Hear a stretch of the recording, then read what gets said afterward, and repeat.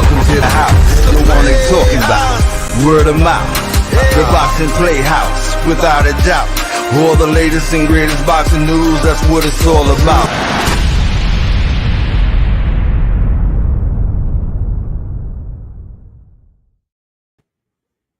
Welcome to Boxing Playhouse, and you are watching Ladies Night. This is Boxing Playhouse, and we have Emilio Santana with us and Sakura A, of course. Now, of course, tonight we're going to have an amazing guest with us tonight, and she is like such an amazing, inspiring person that we're just happy that she finds time to give us her attention for a few minutes. Yeah, and she's going to be talking about her historic landmark case that is definitely going to be in history forever. Her fight against boxing establishment for the name, for the glory, for the legacy of her husband's name. Not hers, but her husband. Right. That's Tommy the Duke Morrison. Yes. So we have Trisha Morrison with us tonight, his wife, and she is just an accomplished legal scholar at this point, having her case for Tommy go all the way to the Supreme Court, not once, but twice, baby. Yeah.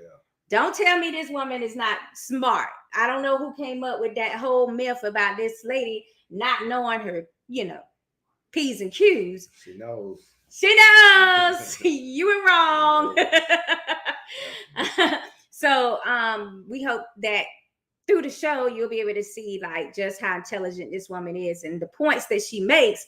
It makes it very, very clear who was in the right and who was in the wrong, right? Which is what this case is about. Proving that people were wrong and they made a mistake and it cost her and her family dearly. All right, so we're going to go ahead and introduce Trish and let her do the top topics with us tonight.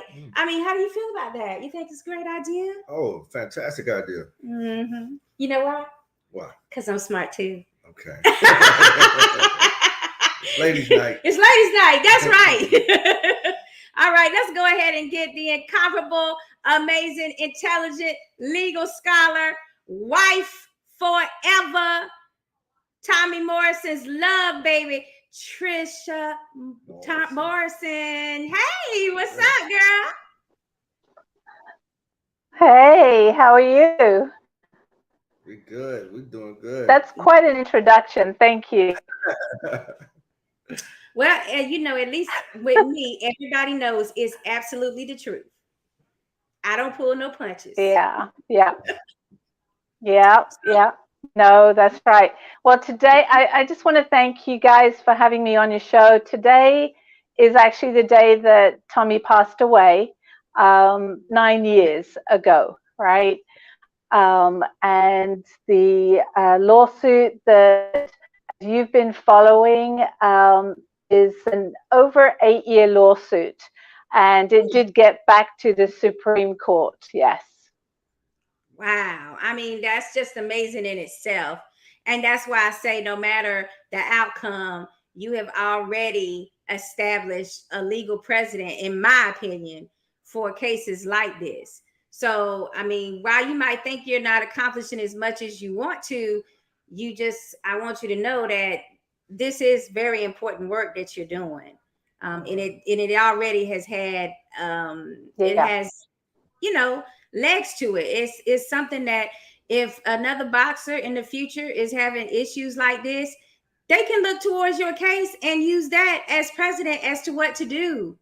So I know sometimes the fight seems like long, and then like now you're saying now your husband's been passed for 9 years and this is still not settled, when you deserve to have closure on this and restore his name, and also just be able to fulfill your own life dreams in other paths that you might have, open to you once this is settled. So we do appreciate all your hard work and the things that you're doing that's going to actually help future boxers in the future. So thank you. Yeah. You said it right there. Just today, I was looking through some of Tommy's stuff, and he kept the lawsuit. Barham, the Herbie Hyde fight got cancelled, right? So I started looking through some of that stuff. He kept all the paperwork against John Brown, his old manager. So Tommy was really into kind of the legal stuff and side of boxing. So, you know, it fits in with his own lawsuit because, you know, we've done it properly. We haven't gone out there and said in social media, you've lied. You know, you didn't do this, you didn't do that. We actually took it through the court system, right? So through the judicial system. Yes. We started in federal court in Las Vegas because that's where Tommy got kicked out of boxing. And we then went to the Ninth Circuit Court because that's the next higher court above Vegas. And then we took it to the Supreme Court. And then we went back again to federal court in Vegas. We went back again to the Ninth Circuit Court. We went back again to the Supreme Court. And in every filing, we found something. Something was admitted. And, you know, when you look at the case, they're admitting now that Tommy never got kicked out of boxing in 1996. Well, we know that that's not true, but it's in court records. He never got kicked out of boxing. They've also admitted that he never was diagnosed with HIV in Vegas. And in fact, throughout all the court records, in every court, all the courts that you could go to, nobody has admitted under oath that they diagnosed Tommy with HIV. Nobody, right? So it's a real interesting case. We're not finished yet. We're finished in the judicial system for now. We reached the Supreme Court for the second time. Basically, we took it to the Supreme Court because one of the hospitals found a piece of biological evidence for testing, that we could actually get everybody together and say, okay, let's test it once and for all. Okay, we know we've got a post-mortem, we know we've got an ante-mortem, we know we've got AIDS tests that were done on him, and every single one came back negative for the virus. So now we've got a piece of tissue that's biological evidence, in other words, remains of Tommy, at one of the hospital facilities that we could actually now all get together in a lab, have it photographed, have it videoed, have it documented. Wonderful. Tommy did not have HIV, or if he had HIV, show us the HIV, right? Well, the reason why we got to the Supreme Court is because the defendants didn't want to test that tissue. So that's why we ended up back at the Supreme Court. So now that the Supreme Court has said in a letter, unfortunately, it came this week, that they're not going to grant a rehearing of our request to test the piece of tissue as a court-ordered test. They're not going to grant that because as the law goes, that's why we're in the judicial system. As the law goes, that tissue should have been tested back in 2017. Okay, now in 2020 through to 2022, when we discovered the tissue. So it just doesn't make any kind of legal sense that we ran out of time, right? So, but that's the way it's happened. That's fair enough. We discussed so many things throughout the 8.5-year lawsuit that really, how can somebody now bring out another ESPN 30 for 30 or even a movie saying that Tommy was diagnosed with HIV in Vegas and kicked out of boxing in Vegas when in court records, literally these court records in the Supreme Court, it says nobody ever did that. So we've did that, right? Yes. But also Plan B is in place, right? And it's funny because I was looking through Tommy's stuff, and he had a book that he bought at an airport. I don't know if you can see it, but it says God always has a plan B, right? That's So right. the plan B, the plan B is we've done the footwork in the legal system. We've got every testimony under oath, right? I can't get it better than that, right? If somebody comes to me and says, well, you know, Mark Ratner, the defendant, said he got kicked out of boxing, I can go, well, actually, Bob Bennett in 2015 said, no, he didn't, right? And so, you know, we still have that little bit of sparring going on between the denialists, basically, and us that have actually brought the truth to light. So plan B is going to be in place very, very soon. Yeah, I love Plan B because it just puts that evidence and that stamp on it. You can't get a more verification than when the Supreme Court has reviewed your case and said, you know, basically based on these facts in the case, bam, stamp. We're not going to be able to hear it, but we also verify that this information is held to be true. So if that's true, that's right. Then why was this done to Tommy? If what they're saying is true on him not being basically exiled from the sport, then how did he end up exiled? Like somebody's at fault that's here. Right. But I want to go back to when you said they did not want to. I mean, the reason you had to go to the Supreme Court and appeal for this sample, this blood test to be done, the sampling of the tissue. Why did you have to do that? If they want to prove, if the defendants want to prove that that what they did was fair and correct, why wouldn't they want to test the tissue? Yeah, exactly right. Because it took from 2020 when we found the tissue through 2022, and they have been fighting me on it. And I'm saying, hey, you know, Your Honor, I just want this tissue just for order. And they're going, no, it's out of time. You can't do that. It's out of time. We don't want that tissue to be tested. And that in itself is showing something really strange. And what's really interesting is when we're in court doing, you know, these little booklets and everything that you have to do as part of the lawsuit, is that we decided that test diagnostic test that was used on Tommy, a $23 test, right, that kicked him out of boxing, was never approved. So never FDA approved, which means that there are no clinical trials, no testing to show that test does what they say it did. Right. So that's interesting, right? Yes.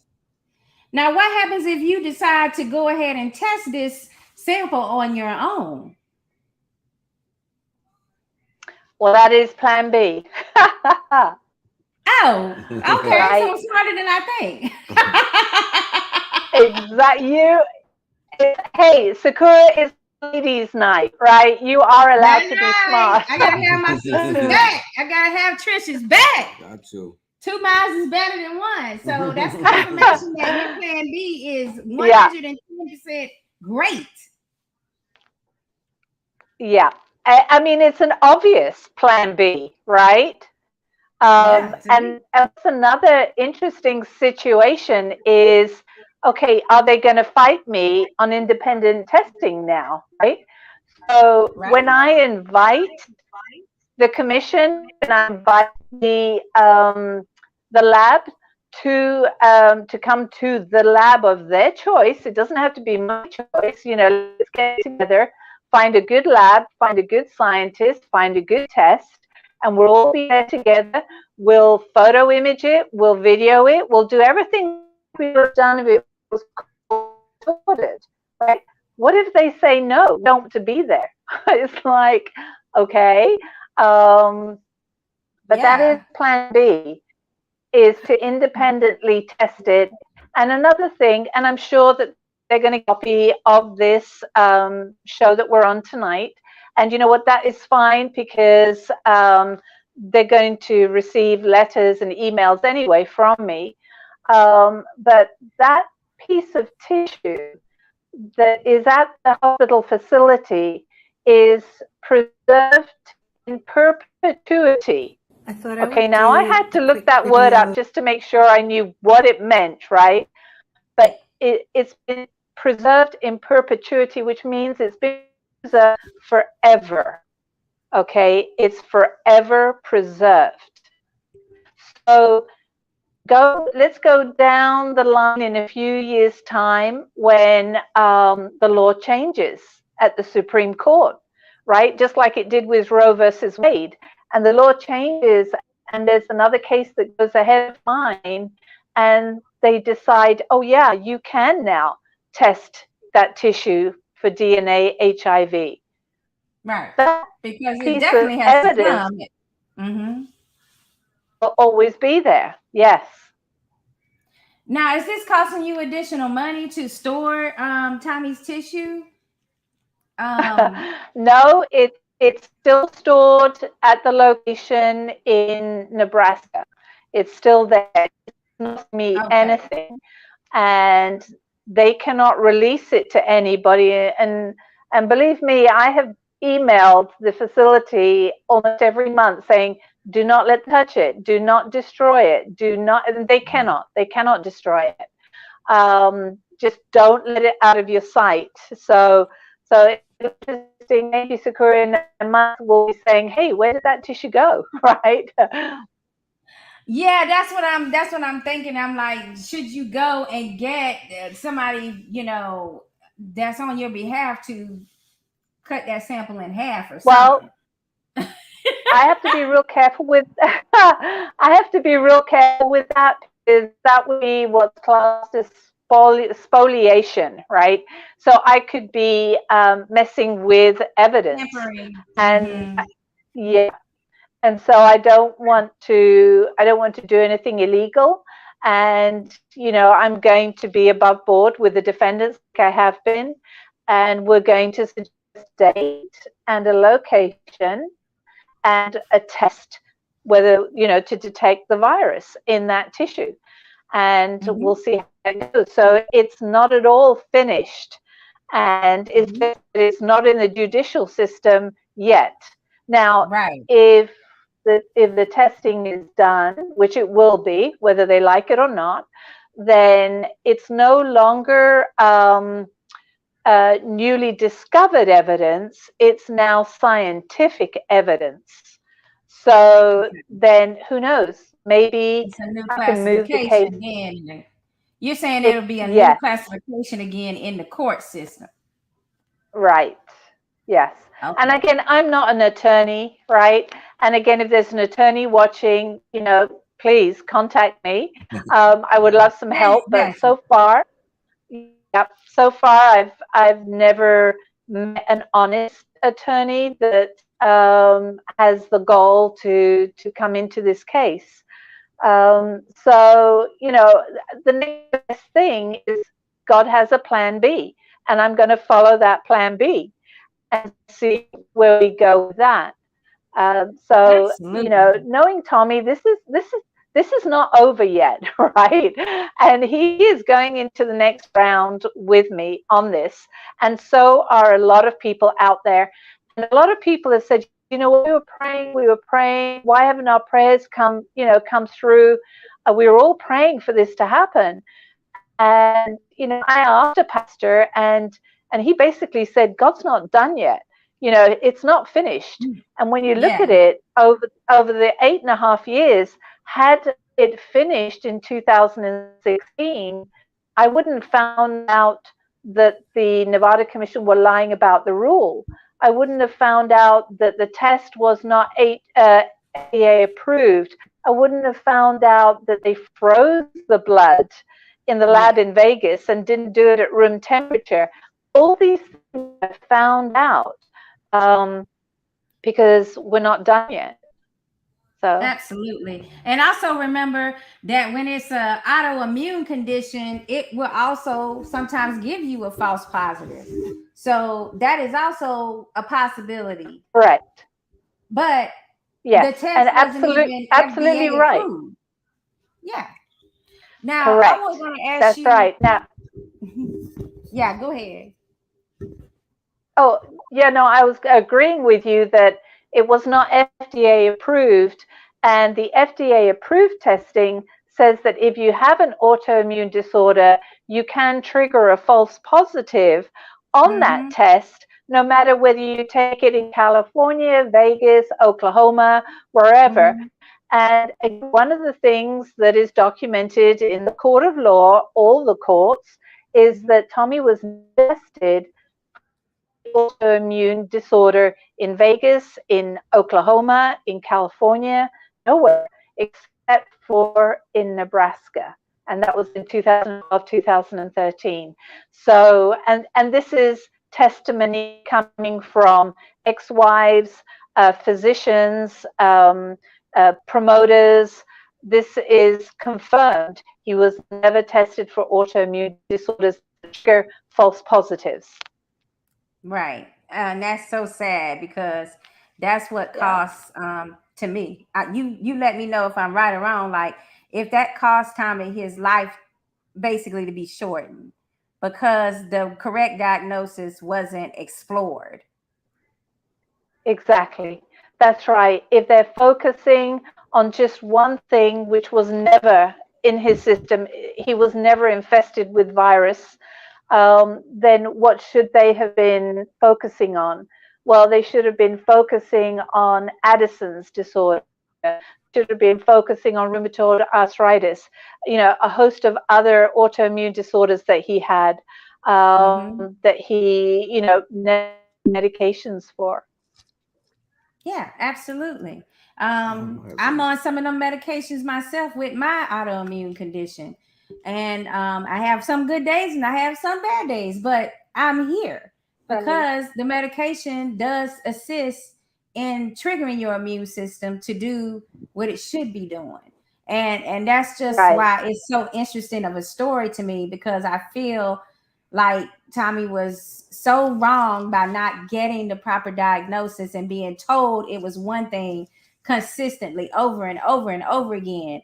And it makes you have that mindset that, well, what am I fighting for if I keep getting told this is what I have? But the blood work and the tests and different things don't say I got that. So I know that had to be frustrating there on the end for him too, Trish. Yeah. Yeah. You know what? Basically, when you're told you're going to die, like he was told on February 10th, 1996 by Tony Holden, right, who was the one that delivered the news or diagnosis or whatever you want to call it, right? Because he was told by Mark Ratner that Tommy had HIV. When you're told you have a deadly disease and that you're going to die by the time you get to your car, do you think you forget that? You don't forget that for the rest of your life. Right. Yeah, for sure. And nobody wants to touch you, I understand. We want to talk to you about Christine Ferreira for a minute. We want to send her a shout out. She said, this is the fight. And she is the world champion at a second weight class. Christine Ferreira with bare knuckle fighting champs. She won her fight this weekend, as a matter of fact, Trish. Just amazing. She got rid of her opponent in the first round. Was she the main event? She was the main event. So ladies' night. And she also did it within seconds of the round starting. Dangerous. Just dangerous. And she's saying that you got to fight. So that's how much that means. Like Trish, I want to tell you that is awesome. Oh, go ahead. I was going to say, you're on my team. You're on Tommy's team now. I would love you to knock all those guys out, please. Yeah, she can start knocking the guys out with bare knuckles because she got the hands. Trish, I was going to tell you earlier that I admire your strength your patience, your courage, and I want to know, where did you get your support from to, going through this process you've been going through over the years? Yeah, it's, thank you, because there's a lot of people out there that haven't said what you have said. But I think now, after 8.5 years of going through the court system and having everything in writing, they can't argue with me on that anymore, because basically I'll come back to say, okay, where's your post-mortem that shows a virus? Where's your ante-mortem that shows a virus? Where are all your tests that show he had AIDS? So I have enough evidence to fight back, and then they suddenly disappear into, it's with people like you guys, that have the strength to interview me, and a few others that really are, you guys are wonderful. Because if I contact Boxing Scene or I contact ESPN, right, and all those other guys that are in boxing every single day and could really spread the news, they touch it. They just don't want to touch it, and that tells me something too. They don't want to touch it that I'm an idiot and I don't know what I'm talking about, and they don't want to evidence that somebody, Tommy, wasn't kicked out and didn't have HIV.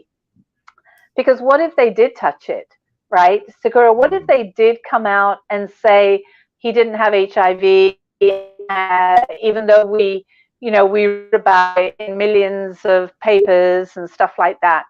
So what gives me strength is you guys that have got the strength to put this out and help me tell Tommy's story. It's you guys.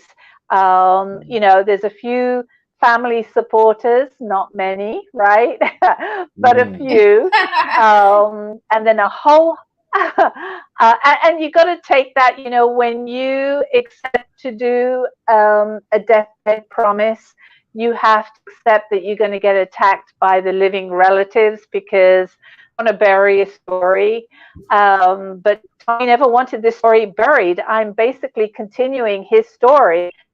And he had a whole host of fans already that were fighting with him. And they have just helped me carry on with the fight.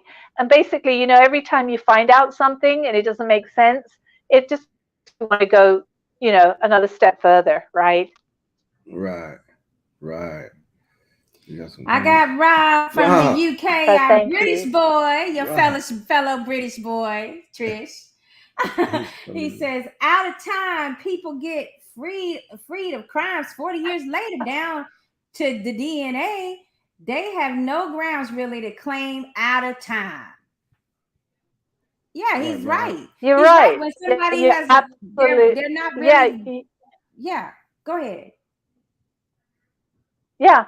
And I totally agree with Rob in the UK, right? Not because I'm from the UK, but it just it doesn't make any sense. But there's a reason for it.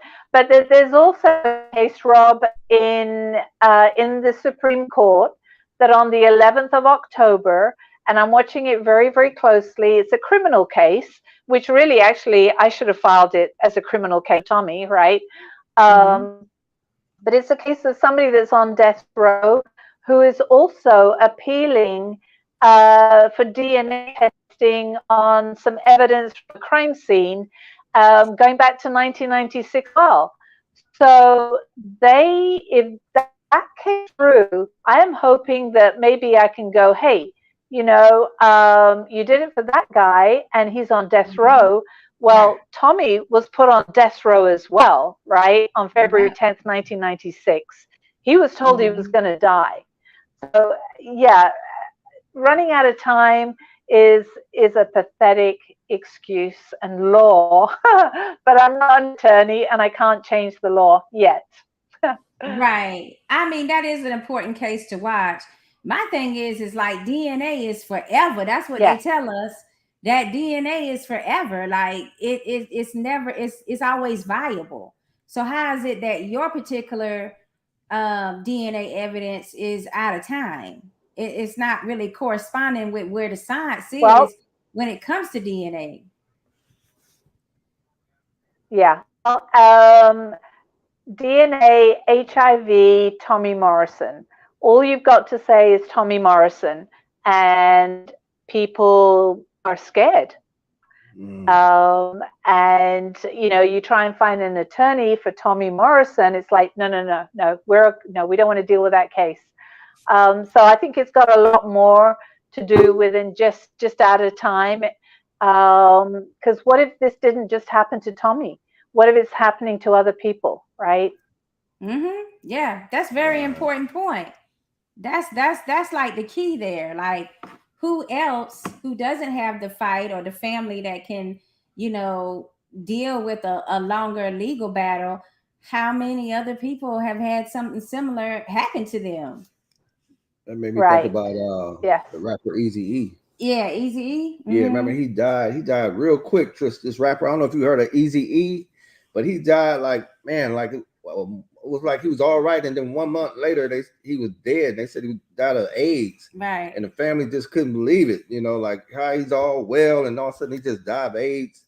So they was going through a process like yourself, trying to figure out what really happened to him. Some people think it was foul play. Yeah. Yeah, so there was a lot of money involved. And because he was with NWA. Right. And then he was going through that process with the record label, and some people thought somebody killed him, and they tried to say he was AIDS, but I don't know. Right, like corruption, of course. Yeah. I mean, I don't put after this case here with Trish and Tommy, I would believe anything is possible. Yeah, that's right. I mean, all they had to do was do an autopsy, a postmortem, which is what we did. When I mean Tommy and I, right? I did a postmortem on him, and that's when they also again found no virus in him. So with that other case, that rapper, if he had AIDS, he would also have a virus in him. So they should have done a postmortem. The autopsy should have had that test included. Can you be injected with AIDS? I mean, that's one way that people get HIV is through needle use, through drugs. So yeah, I mean, that's a viable way to get it. Yeah. Let's see. Rob says, I hope you get justice and clear Tommy's name, Trisha. I'm behind you 100%. What Robbie said. That's sweet of you. You know what? We have cleared his name. The Supreme Court, the Ninth Circuit Court, the Federal Court, they've never dismissed the fact that the postmortem, the antemortem, and the negative AIDS reports, they've never dismissed those. They've never thrown them out of court. So it is all based on time. Statute of limitations is what it's all based on. So, Tommy's name has been cleared. All I need is some more of you guys to get the word out. That's it. That's all that's needed. And you can refer to the case numbers because all the documentation is there. If you want, go ahead and have the Nevada Commission on your show next week, right? And ask them, what happened with this case? Can you show us documentation of his HIV and, that you kicked him out? And probably won't even come on your show. But, they're too scared to get the truth out. And I don't know, why is that? Let me ask you a question. Why is that? I think it's just with the higher the corporation is and the affiliation with boxing and the people behind the scenes. As soon as you make trouble, there's a way that they know how to block you out of receiving access to boxing matches, access to fighters, and you're like backburnered on a lot of things if you don't toe the line, so to speak. So, since I've heard that. You're absolutely right. There's one media outlet for boxing, and I said, why aren't you writing on this? Well, if I did, I would not be a journalist anymore. I'd be kicked out. And I go, why?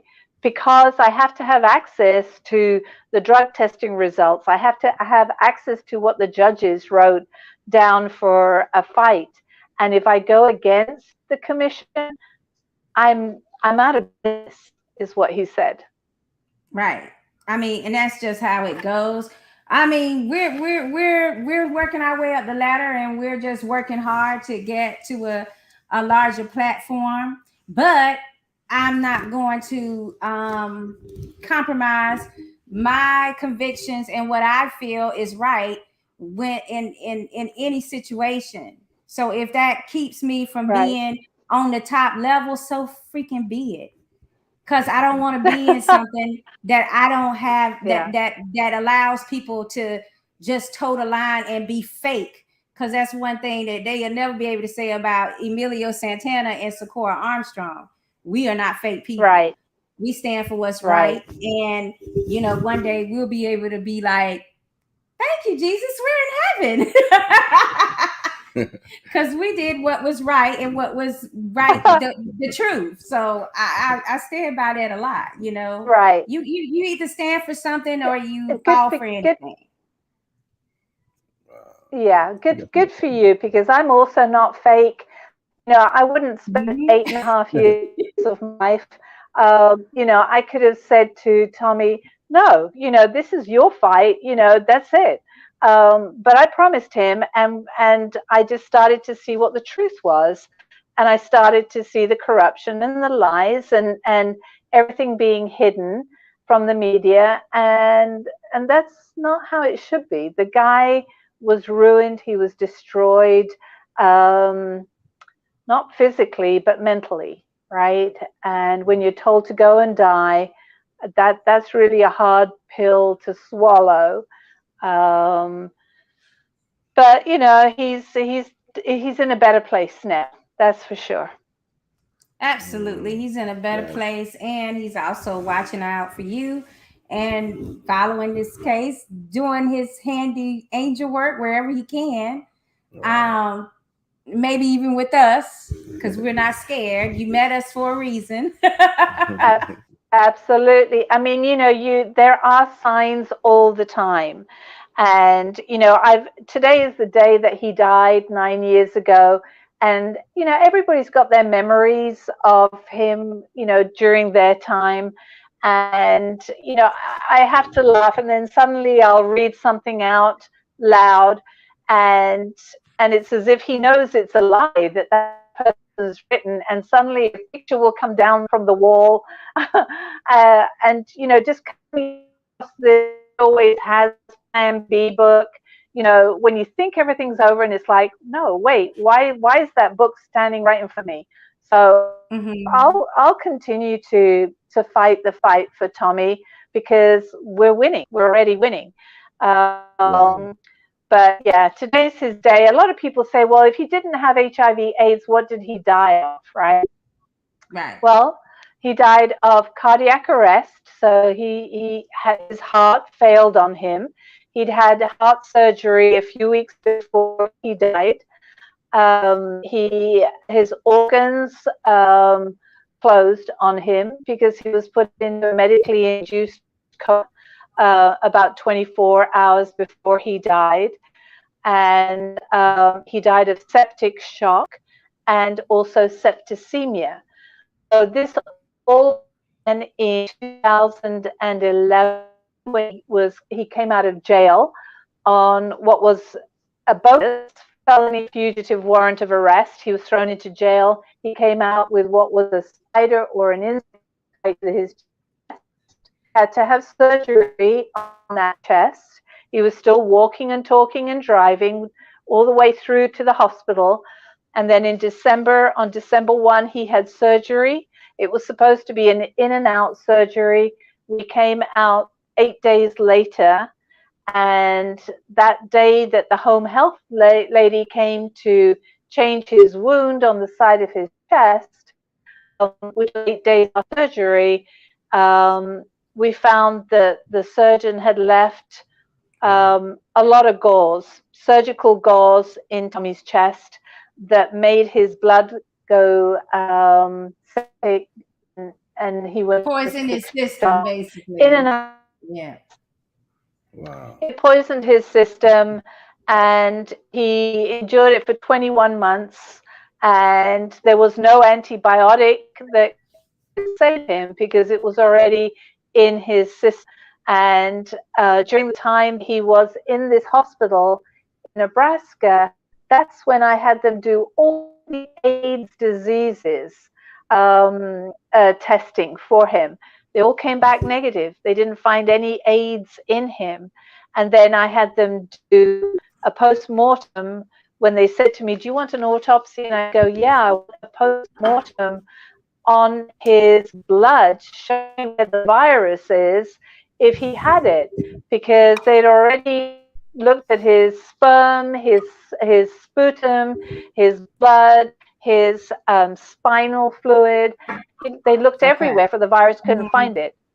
So wow, that's what he died there's of. one Yeah, place it would cardiac be. arrest. That's the spinal cord. If it's one place that it would be in the spinal cord for sure. It would show up if he had it in that fluid, because it shows everything about our DNA, everything about anything that goes on in our body is in the spinal fluid. Right, that's right. And it wasn't in there. It wasn't anywhere, and it wasn't anywhere in the pathology report. And you know, they photo imaged his blood. I mean, they did everything to see if they could find a piece of virus, and they found nothing. So so the reason why he had the I'm sorry. Were they able to find? I'm sorry. Were they able to find another immune condition? Yes. Yes. Okay. I mean, apart from anemia, also he tested positive for Coombs positive, which is another blood disorder. It's not AIDS, it's not HIV, it's not a virus. It's a blood disorder where basically your blood kills off other blood cells. So he tested positive for Coombs positive, and other autoimmune disorders and Addison's as well. So he had at least 5 autoimmune disorders that would trigger a false positive on those tests. As long as you have that autoimmune disorder, you will always test positive. So if you don't get the cure or the medication, then you're always going to test positive or negative, positive or negative. Right. And Addison's disease, that's the one that President Kennedy had. John F. Kennedy, he had Addison's. Yeah, a lot of people didn't know. Really? They had hid it the whole time he was in office that he had that condition. Okay, let's see. Rob says, what part of England are you from, Trish? I grew up in Kent and Wimbledon. You're kidding me. You were in Kent? Yes. Oh my God, that's my best friend is from Kent. She lives in Orlando. Yeah. That is hilarious. Wow, that's a coincidence. That's just, you know, Justine. Yeah, just her last name is Blues. No. Her last name was Hurston. Oh, okay. Hurston. Yeah. Right. Yeah. It's the south of England. So we have a very different accent than the northern. The Irish and the Scottish. Yeah. Right. Oh, that's so cool. All right. Trish, I was curious, Tommy, was he buried or was he cremated? He was cremated, and some of the ashes went to his mother, right? And then I still have his ashes, and they are with us tonight. They're in he's right here with me. And so the ashes that I have will be put into little boxing gloves, right? You can get it specially done, where you can put ashes in a boxing glove, and then you can wear those. And that's what he wanted. You know, that's what Tommy wanted, because he loved Elvis Presley. So Elvis had his TCB necklaces, right? And then obviously he knew Sly, and Sly, Stallone had given him a DTA necklace, don't trust anyone necklace. And so Tommy wanted his own necklaces with DWI on them, deal with it, right? And inside would be his ashes. And he would, they would be given to people that were really loyal to him in life and in death, right? And when he died, I made a list, a very long list, and it's not so long now. You know, after 8.5 years, you really do see who were his true friends and who were just there for the money. Then, as he always used to say, when the money's gone, you know, your fake friends are gone too. So I didn't realize that. I didn't realize who the fake friends were, other than when he told me who they were. So it's been a learning process this last 8.5 years, 9 years. Yeah. Hey, Tris, I know he was really related to John Wayne, right? The great-grandnephew of John Wayne. That's where the Duke comes from, right? Yeah, that's right. Yeah. And John Wayne's name was Marion Morrison. So so he's the great-grandnephew of John Wayne. Yeah. Wow, I didn't know John Wayne's name was that. Yeah, that's cool. Wow. Now thinking of you know, finding out who's truth and who's not. We got Danny Santiago, who is an amazing contender in his time period, and a Florida Boxing Hall of Famer. And he just spoke to me, and a host of our Latin America version of the podcast. Every Wednesday night. Every Wednesday night, yes. You're plugging us. And he had a conversation with me last week, and he was talking about the difference of when you lose a fight, and you know, having people fall off that you thought were there for you through thick and thin, and especially when the money runs out, then you really are on your own. You really find out who's there. So he was just speaking on that same subject last week, and it's a theme that a lot of these new boxers need to know. Like they need to hear Danny speak on it, and you, because I know you definitely have a you know, experience with who really fell off immediately and who was really there. Right. Yeah. Yeah, I do. And, you know, you can tell because, you know, the people that were there for the money will come out with a book immediately, right? To get their story out. You know, there's no need to rush getting stuff out in the media. You know, there's no need to rush getting an ESPN 30 for 30. But those are the kind of people that I've learned that were just there for the money, right? Yeah. And it's horrible to see that, but there is a trait now that I've seen. You know, whoever brings out the book first, they're there for the money. Whoever brings out the documentaries on YouTube, they're just there for the money. You know, whoever is bringing out a movie, even now, based on the old narrative before this lawsuit, was only there for the money. Because if you really weren't there for the money, then you would be following my lawsuit for Tommy. You'd be on board, and you wouldn't be bringing out books that slander him, and you wouldn't be bringing out movies that were saying that he had HIV, because nowhere in an 8.5-year lawsuit is there evidence of any HIV anymore. Right. So watch your back. Watch your back. Watch your back. That's the key. Trish, I know Tommy, he played in the Rocky movie. I was curious, did he make any other movies besides the Rocky? That was his main. I mean, he had other little bits and pieces that he did, but that was his main movie. He was approached by John Gotti Jr.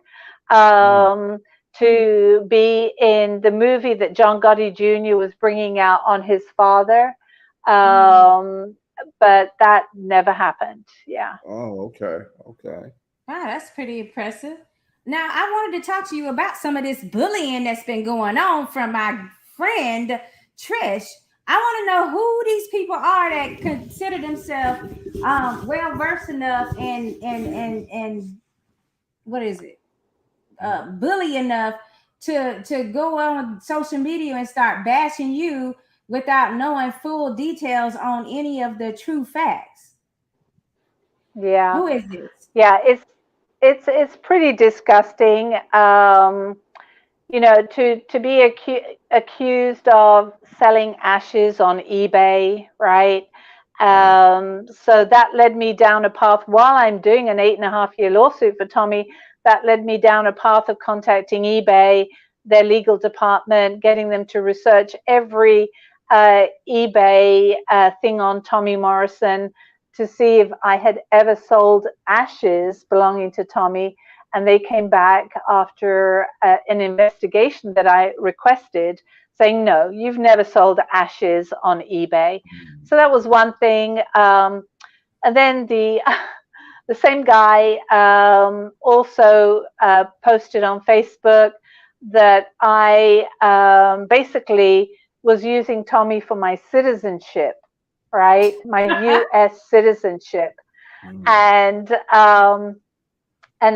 he had said this quite a while ago, and I've just taken now time to post back on Facebook publicly. First of all, I've forgiven this guy. His name is Trent.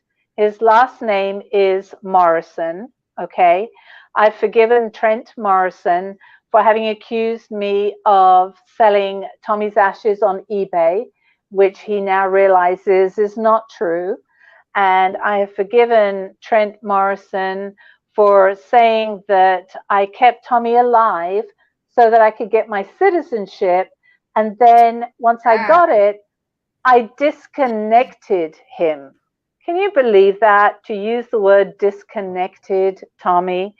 So I posted on Facebook, and you're welcome to go on Facebook. You'll see my British passport there, right? And my green card, because I'm a legal resident alien, and I got my green card legally through my father, who worked for the British Embassy in Washington, D.C. And I just wanted to go, okay, here's my British passport. Here's my green card, shows when I became a legal resident, and shows that I renewed it, and it's valid through to the year 2031. So you're forgiven, Trent. You know, what you said is not true. And I just want to make it clear, when you have a parent that is it works with the embassy, an ambassador status is what you receive. So you could have actually had U.S. citizenship before me when I was born. You could have had it anytime you wanted it, and still could, because that is your father lineage wise. You don't have to get married or do these other things. Plus, you were already here in the States for a while before you met Tommy, right? Absolutely. Yeah, I could have got my citizenship at any time, but I'm quite happy with my British passport, and quite happy, you know, paying the U.S. government $500 every 10 years to renew my green card. I pay my taxes. You know, I've employed lots of people in the U.S. My kids, my sons, Tommy's stepsons, are U.S. citizens. So, you know, it was kind of a punch below the belt, right? But, you know, I punched back. You know, I felt it was time and necessary to let him know, you know, wherever you're getting your information from, you know, it is totally wrong. So, but enough. Anybody that's thinking of bashing me, stop, because I fight back. Right. Absolutely. Trish, do you miss Kent? You think you ever go back there to live, or you're a U.S. citizen now? You're gonna forever be? No, I'm not a US citizen. I live out here permanently in the US. I used to go back. My mother passed away a couple of years ago, and actually couldn't even fly to the UK to say goodbye to her. So really everything, all my family are in Washington, D.C., and Florida and Colorado and Kansas, a little bit of everywhere. Yeah. So pretty much I'm American now with a British accent. American. Yeah, you got some friends in Florida too. Some friends right here. Yeah, exactly. I know. It's too I hot know. for you right now, I'm sure, but I mean, it's special every day. Yeah. Let's see. Rob says, I did up a Pandora shop. I'm from up north in Lancashire. Lancashire. Lancashire. Okay. That's Lancashire. Yeah. Well, good, Rob. Thank you very much. Tommy actually loved the UK. He loved Bisto gravy, which is a special brown gravy that we have in England. He loved twiglets, which is kind of like pretzels. It's a snack, and he actually wanted a British passport. So he really loved the Brits, and he started to get a British accent too. Okay. I know that is so easy to get when you hang around someone that has a British accent for a long time. It's really easy to start getting some of those words you guys use. I think that you're amazing, and I love the UK fans, boxing fans. Man, they're amazing, amazing fans. Yeah, we got the beautiful Dahlia with us tonight doing our translations for our Spanish-speaking audience. She can translate and interpret what we're saying. If you have any questions about what we're actually talking about and what Trish is trying to relate to us as the audience, please just hit Dahlia Duran up and she will make sure that you understand what's going on. Schoolboy. Nice. Thank you, Dahlia. Yes, thank you. And she also knows about the UK boxing fans because her dad, like, they still love him over there. And before the pandemic, he was over there a lot because they really show their love to her dad, Roberto Duran. Yeah. All right, we got Tommy loved Roberto. Absolutely. Let's see what he's saying now. Oh, he's saying you are welcome. Your flowers. Let's see. Glad Tommy loved Britain. It's the best place, huh? You got a fake smile. It's a lovely Dahlia. Lovely Dahlia. Okay, so I have a video because you gave us exclusive looks at some of Tommy's memorabilia. Let's go ahead and cue that up and see if we can see what's going on with what you have to show us. The stuff that Tommy kept that you probably are all familiar with. This TCB cap there. And that's the TCB. Lennox Lewis. Some of his fight photos. And also some of these little things, holograms. That's nice. Okay, and we got one more that we're gonna pull up here, and let's see what I have. If I have this one, okay. So some of the medals that Tommy kept, and I still have them. Awesome. That's memories. A lot of medals. Wow, that's a lot of medals, actually.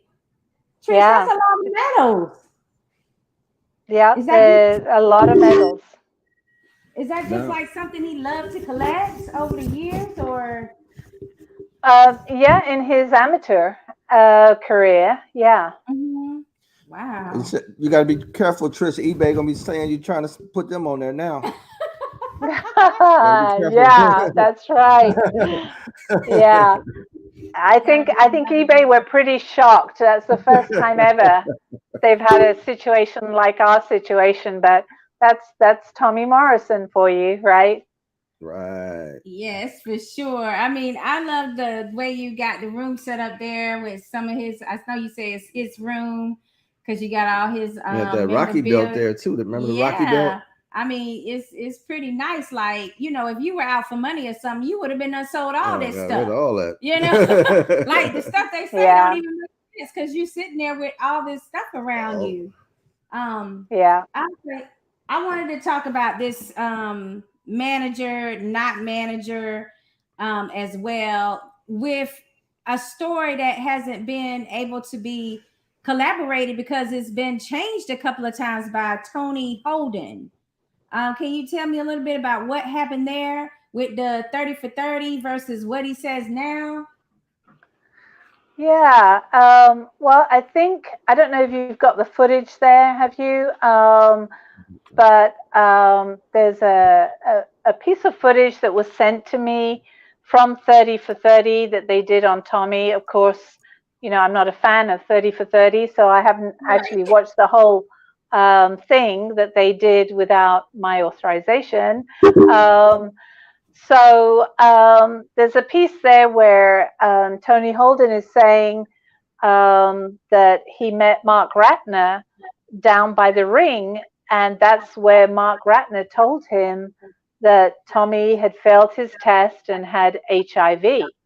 And it's quite a big segment in ESPN, and yet in the paperwork in the courts, Ratner actually says, Mark Ratner, who's the commissioner, actually says that he never went to the ring to meet with Tony Holden.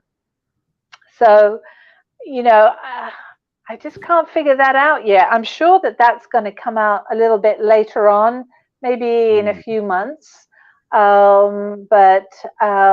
Yeah, it's very, very strange. So there's a lot of stuff in ESPN 30 for 30 that has been debunked now by testimony in the court under oath.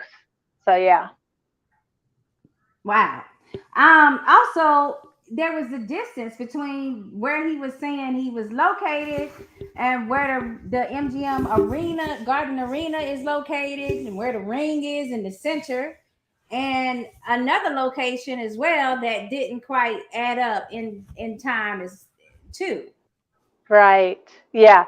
Yeah. It's all very confusing. If you try and if you watch ESPN 30 for 30, that should be the truth, the whole truth and nothing but the truth.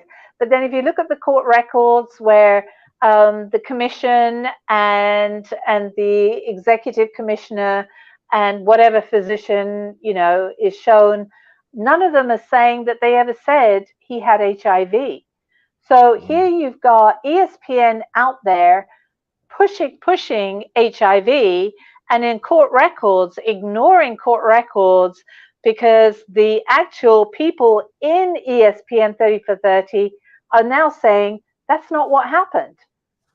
They're trying to like go a back doorway of getting out of their responsibility of putting this out in the beginning. Yeah. In such a way. So they're trying to they're trying to debunk a lot of the things like now. Yeah. You know, the only thing, Sakura, is that ESPN has hit the world. They've globally told everybody, right? So millions of people still believe that side of the narrative, as opposed to everything that's been found out in the court case. So how do we resolve that? You know, what do we need to do? The first thing they hear, people are like, they believe the first thing they hear, and then when you go back and you try to correct it, it's not as many ears that's listening. Or exactly, if they do, part of them still don't believe that the first thing wasn't true. So that's the controversy and the conflict in it. Right. Now the only thing is that if there are certain individuals that are going to bring out another movie on Tommy, what are they going to say? Are they going to now repeat what happened in ESPN 30 for 30? or are they actually now going to say what the court records state? Because what if somebody brings out a movie, which I know is going to be happening, by the way, and they say that the commission said that he had HIV, right? Then does that mean that the commission have committed perjury? Can I reopen the case? You know, so I'm watching very carefully to see their next move, right? Okay. It's like a chess game. Yeah. Yeah, unfortunately you're right. It is based on, you know, what you can prove and what you can use to your benefit. Right. But also if someone were to say something about the boxing commission and they say, well, you just slandered our name because that never happened. Now Right. there's still a case to be able to say, well, then why did Tommy get, you know, flagged Right. and not able to fight for so long? So Right. So it's a situation where they damned if they do and they damned if they don't now at this point. Either way, exactly. you're going to That's right. Exactly. I mean, are they going to throw the commission under the bus now that they've lied under oath, or are they going to tell the truth? You know, because I'm thinking that yeah, I'm sorry. I just wanted to make it clear that these people that were involved in the boxing commission at that time are now no longer with the boxing commission, you know, because it's been so many years. So you got a whole new outfit now. But just to know the level of corruption that must have been at play during that time period when Tommy received that news, right. and got the $20-something test. You Yeah. know, it sucks that you spent $27 of your own money to have your career ruined. Yeah. Right? Right. Right. Right. But Well, I just want to make clear that we know that these are not the same boxing commission and people that are around now. Right. Well, actually, one of them is still around. Who was Yeah. I don't want to say who is that, but you can tell me afterwards. Yeah, one of them is exactly who is that, but no, I will save that for afterwards. yeah. Yeah, but I wanted to just go ahead and also have you talk a little bit about Kenzie, your son that is now in his own right, having started a boxing career. We hope to have him on soon to the show before his fight coming up next month in October. So Right. tell us a little bit about him personally, and then what you see in Tommy in the ring with Kenzie. Yeah. You know, Kenzie, I hope you can get him on the show. You will really enjoy him. He's my stepson, right? And he has a lovely mother, and he's Tommy's son. And when you speak to him, he walks like Tommy, he talks like Tommy, he laughs like Tommy, he has that left hook of Tommy's. So he's a real joy to have around. He was really good when Tommy had his surgery. He actually helped do some wound care. He's always been in contact with his father, you know, during my time with Tommy, and is just a great, lovable, tough guy, right? I went to see him fight his first match back in 2014. And then I went to Vegas. I was there with his mom. And this was April, where he fought Hasim, right? Hasim Rahman Jr., who should have fought, he should have fought Jake Paul. And that was an amazing fight because it was in Vegas. And what was so nice, it was we saw the Morrison name right up again, up on the hotel side, and the taxi drivers were talking about Tommy because they saw the Morrison name. So it was really, it was a very sensitive time for all of us, really. But he is great. He's got a fight coming up. I believe it's October 8th. So, if you do get him on the show, you'll love him. He loves boxing. He loves everything about it. And he's just a good kid. And he's a kid that's hasn't got a silver spoon in his mouth, right? In other Right. words, everything he's had to work for everything. Mm-hmm. And that's kind of nice, right? Sometimes when you're the sons of a legend, sometimes it's given to you, but he's definitely had to fight literally his way up to where he's at right now. So yeah, I'll text him and get you guys hooked up, hopefully. All right, we appreciate it. Yeah, for sure. Nice. We want to meet him, and I can't wait to see him in action, especially with that right hook you saying. Left hook you saying he has, like you said. Left hook. Yes. Yeah. So I Yeah. mean, if you see that much in him, he's a pretty special guy. He's a special guy that needs to be paying attention to as a prospect. Yeah, he's very special. His mother has done a great job with him, and he absolutely loved his father, and his father loved him. And Tommy actually did get to train Kenzie in the ring. When we opened up our gym in Wichita, Kansas, Kenzie came up to help him. And it was just before the opening where we had Leon Spinks and also dear old Ernie Shavers, who passed away today. God bless him. The same day that Tommy passed away. So I can really see those two guys up there now. And Ray Mercer was there as well for the opening. Ray Mercer. Okay. Yeah, it was really nice. And I got to see Tommy train Kenzie, and Tommy was really hard on Kenzie. He was a hard trainer, and he said, "Look, we're in the ring here. I'm here to make sure you don't get killed in the ring." That was his number one, right? And then because Kenzie was much taller than him, he taught him also how to use his height against an opponent that isn't as tall as him. So, and then he made him breakfast, and then he made him take the garbage out and walk the dog. And so I think you'll have fun talking to Kenzie. Wow, he made business with his son. Like he was really on him. Well, that means he must have saw something in him that he knew would make him a great boxer.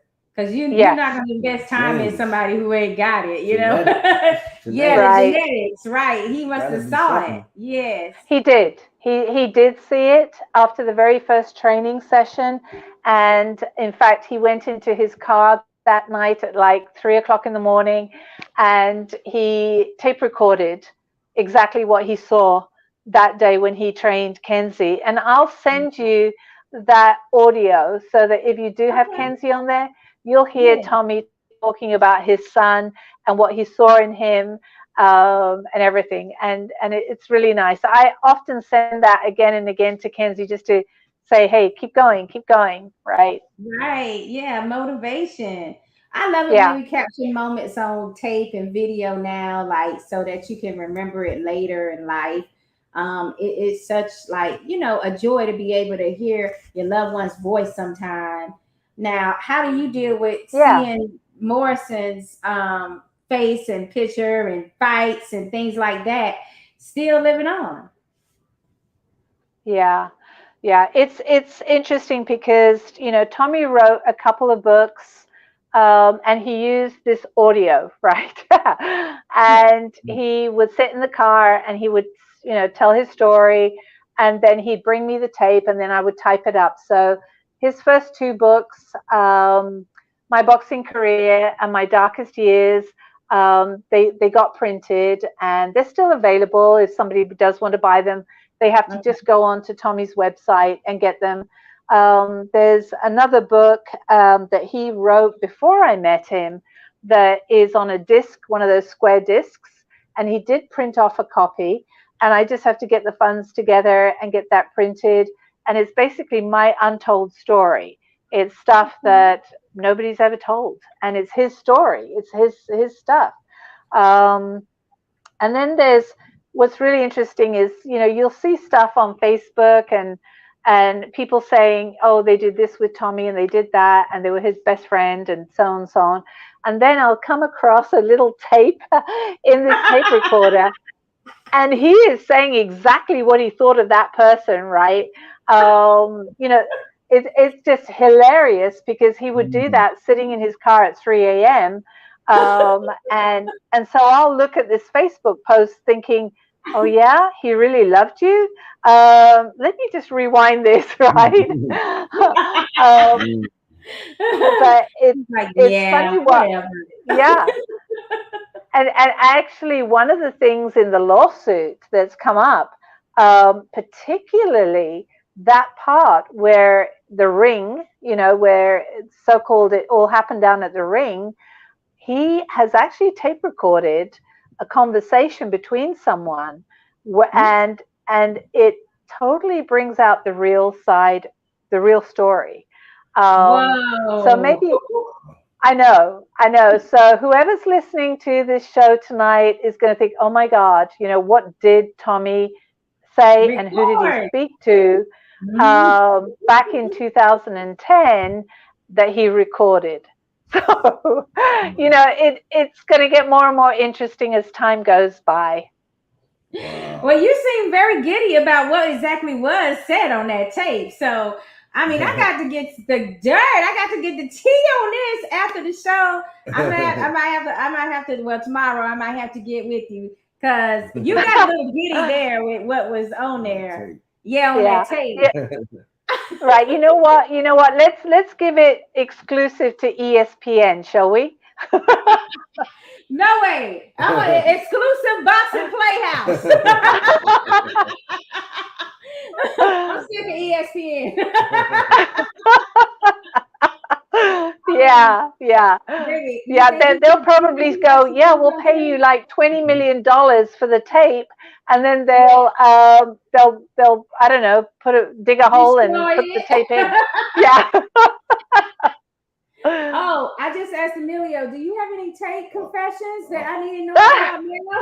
All I got is old singing practices on tape. Oh, singing practices. Yeah, singing practices on tape. Well, I think you need to do what the Duke did. I need you to start, you know, recording your true feelings. Yeah, he was just so hilarious. A lot of stuff that he has left me with that I'm finding. Little notes and everything, and little messages, things he's written down. There's one thing that he wrote that I just found out. I don't know if I've got it here, but it's a paper that he wrote in his high school days, and he's just hilarious writing. So you know, when we do come out with his movie, Tommy's movie, the way he wants it written, the way he wants it done, it will have all his stuff in there. Everything he's written, everything he said, everything he wore, what he really felt about certain people, it'll all come out. And it'll be a great story, and people are just going to be amazed that, you know, he did do drug rehab. He didn't die a felon, right? He was completely exonerated from everything. So it'll be a great story. Yeah. Absolutely. And make sure you have a part. You figure out now. I want Tommy to only be saying good things about our characters though.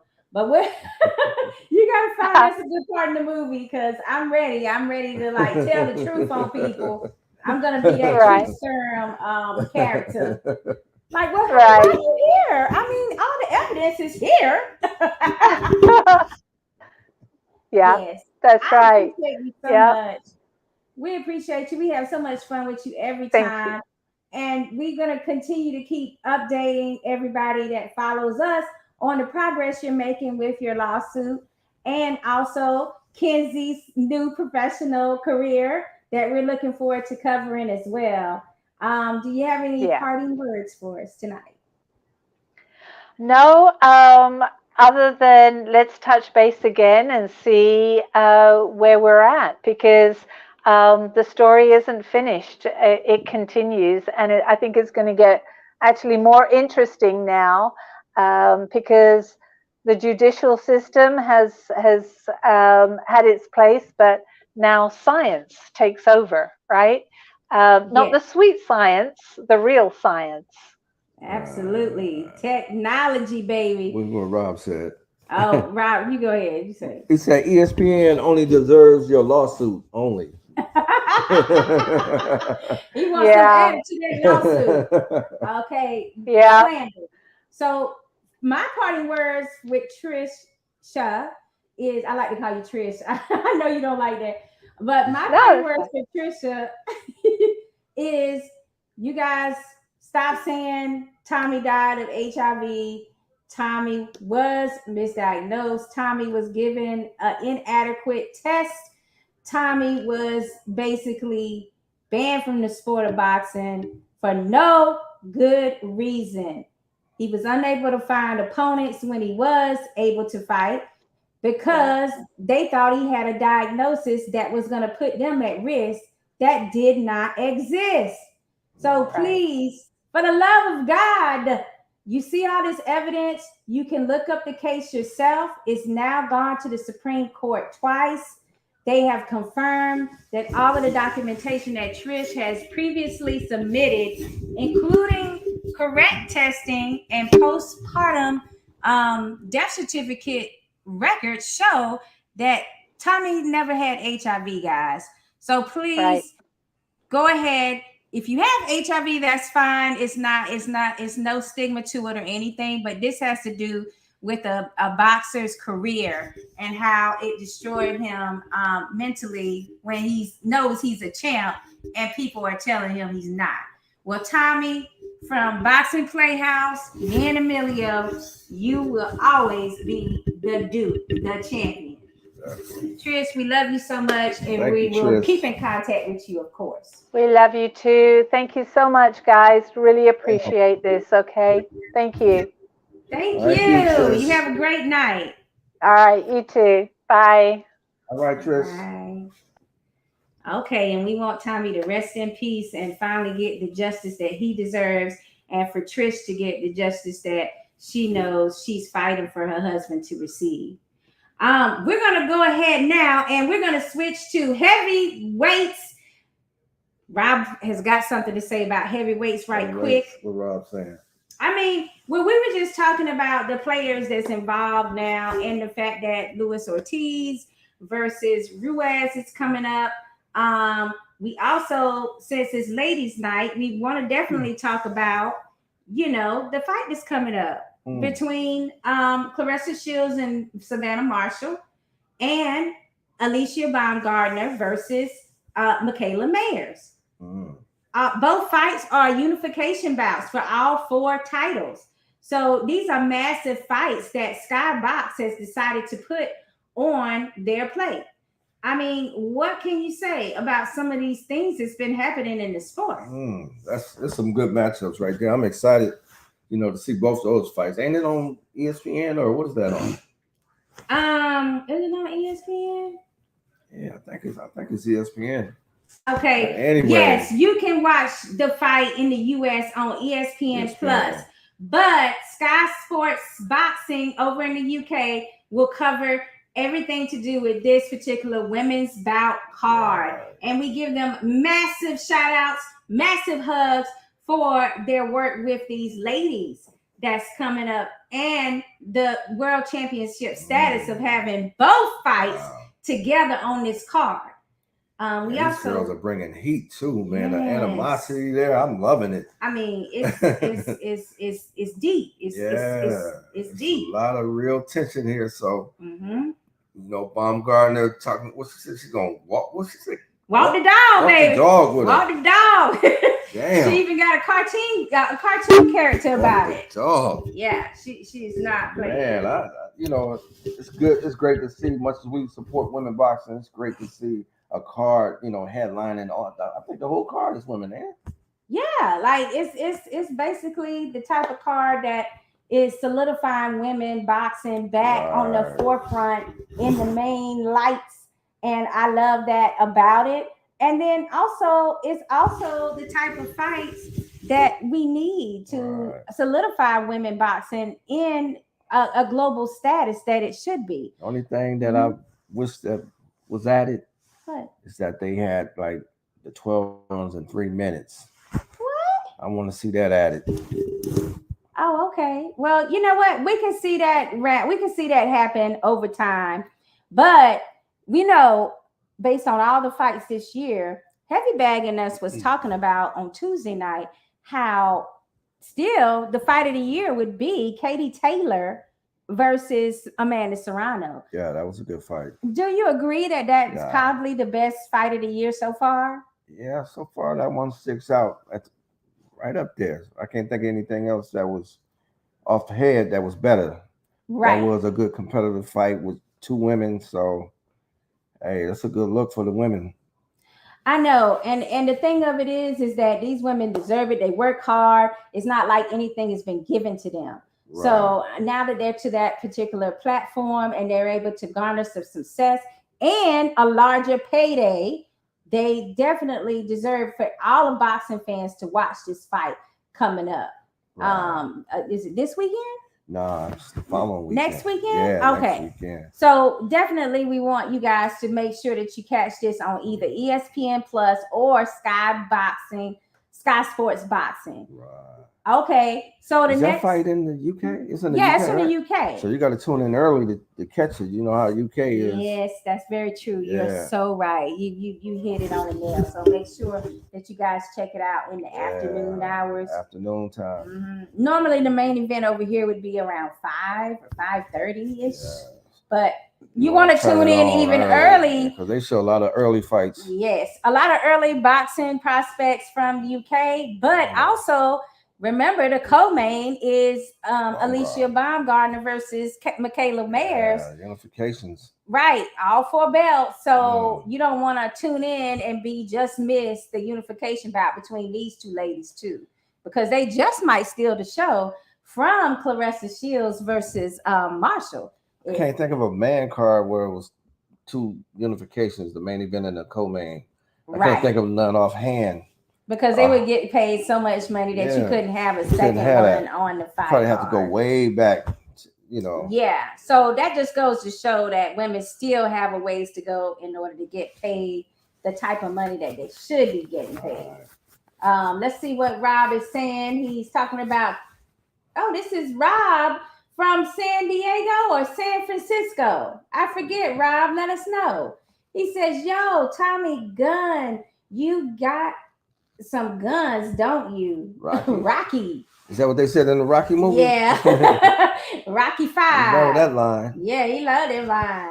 Okay, and then we got Rob MC from Britain. He says, yeah, for sure. Women want equal rights. They should be doing 3-minute rounds and 12 rounds. Hey, I agree. Okay, especially if you want that type of money.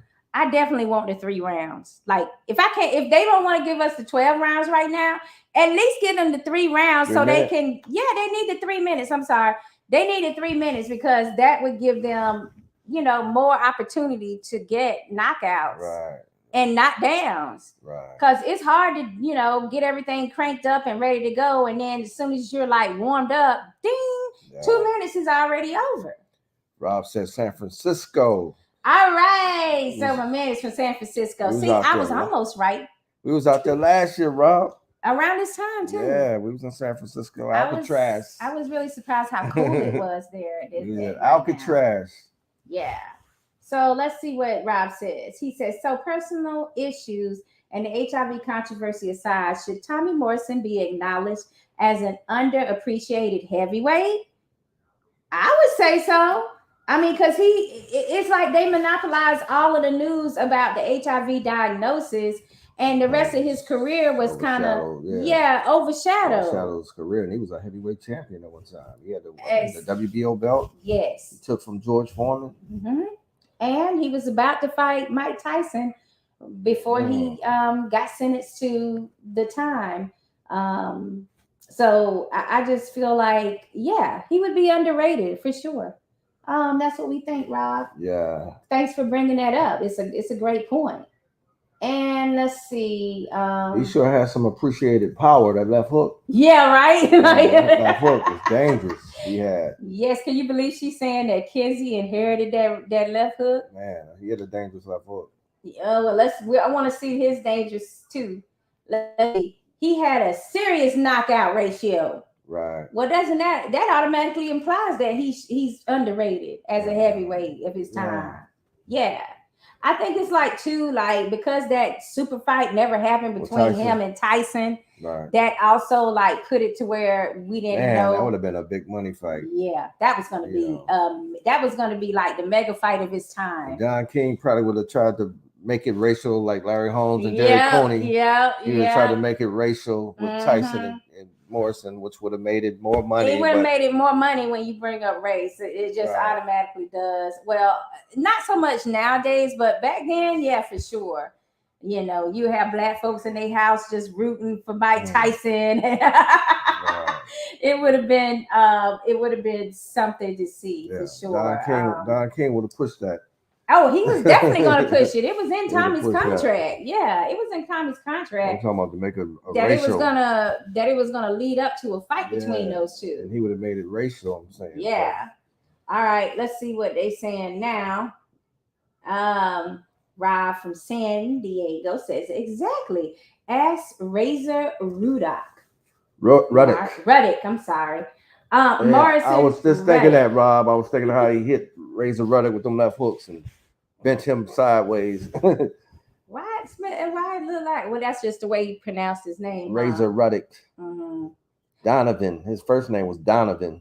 I like that name, Donovan. I've always liked that. Ruddock. Rob also says the character George Washington Duke in Rocky V was inspired by Don King. Right. Hashtag only in America. Right. It was. I like when Rob joins us because he does have like he's a historian too, like you. Like y'all can come up with some definite factoids about different boxers and go in. They had like I'm sorry, go ahead. Go ahead. I was gonna say they had like a Don King character in that one movie. What was the movie? Damon Wayans. He played a heavyweight. I remember he came in with a gut, and they had like a guy playing like a Don King character and a promoter in that movie. Can't think of the name of that movie, but Damon Wayans was, I think, the champion in there, and I think they was trying to build like a racial type fight in that movie. Oh yeah, I remember that movie. Kind of like vaguely. Yeah. Was it The Great White Hope? It might be. I remember Damon came in out of shape. He had a gut in that movie. Yeah, he said it. You remember The Great White Hope. Yeah, height, Great White Height.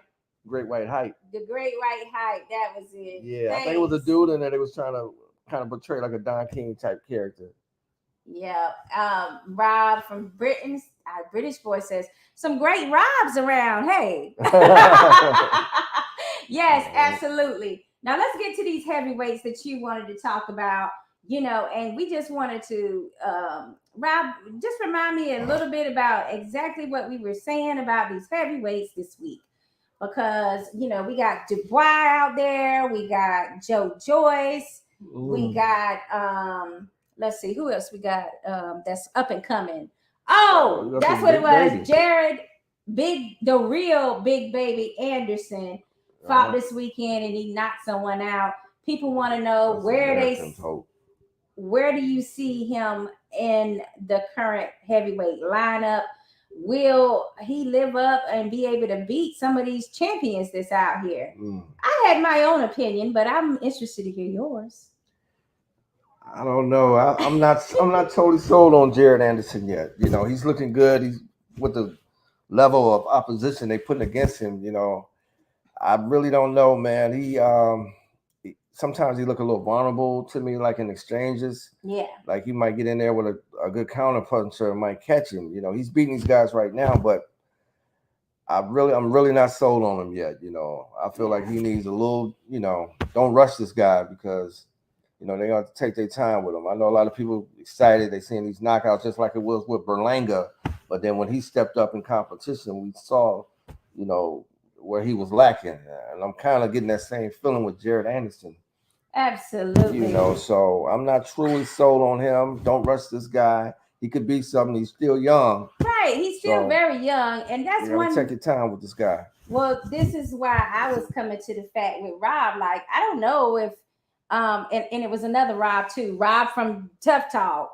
Okay. I told him, I'm like, I don't know if those players that's in play now as top 1, 2, and 3 are going to still be around by the time Big Baby racks up a record of 18-0, right? Or whatever that number is that gets you to the magical status of a championship level bout, right? And that's the thing that I think is going to be hindering for him, is just the fact, like, yeah, he's a smaller heavyweight compared to these super heavyweights, but I also don't see these super heavyweights running around trying to wait for the next generation to creep up on him either. Right. I mean, it's too many of them that's already mentioned retirement, right. And have no worries about the up and coming talent at heavyweight. Right. And also on that same card, we had Richard Torres Jr., who left us an amazing video message. I hope you guys saw it, Rob. Yeah. I hope you saw the message he left us. He was saying that he'll keep trying to give us those knockouts that we like. And he appreciated our support. And I think that means a lot from a young prospect. He's now in Colorado with his team.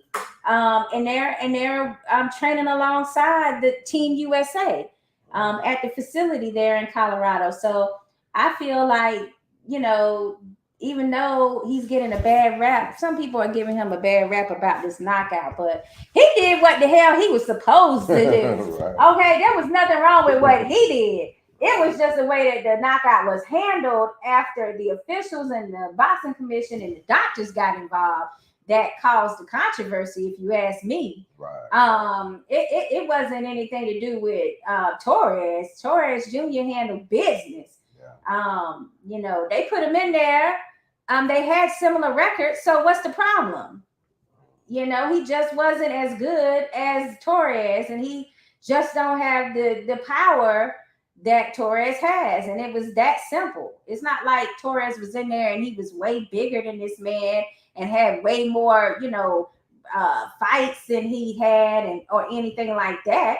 It's just a simple case of one has the natural talent and is given a guy's gift of power, and he also has an amateur background and Olympic pedigree. So what you get mad at him for? I don't get it. Right. But I do feel that that's another prospect that we can look out for.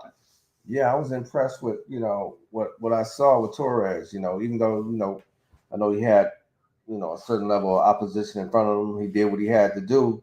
So I'm excited to see his progress. I like what I see, his style. He came in low, kind of like Mike Tyson. He got some hands, he got some power. So it'll be interesting to see how his career flourished.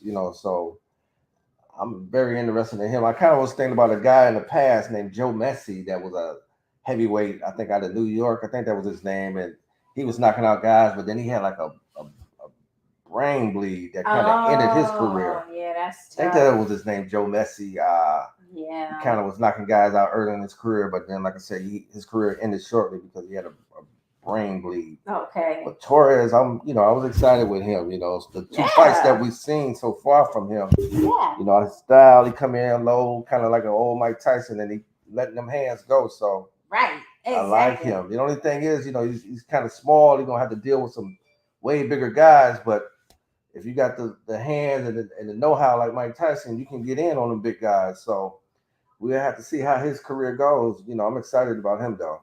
Oh yeah, for sure, and it's just reminiscent of Mike Tyson too a little bit. Yeah, because he's like a similar size, and he kind of comes in with that type of style. Yeah, he come in low hooking. Yeah, so it's dangerous. Yeah, he had a highlight reel knockout. Hopefully, thank God that his opponent was all right and was able to walk out that ring. But Torres got some power in them hands. Well, we got J Street Sports over here on Twitter, and he says facts also. Top Rank doesn't have to baby Torres. They can go ahead. He's saying that they can go ahead and move him up a little bit more. Dude is dangerous, man. I wouldn't rush him too fast. Just a couple little steps, and see. A little couple of levels up. Yeah, just take some levels up. You don't want to rush him too quick, but right. He do, just looking at him, he do seem like he got some goods. Well, shout out to our J Street Sports. Yeah. I didn't get his age anyway. I mean, it's no real big rush. Yeah, I forgot what his age. He's 18. I ain't that young, is he? I think so.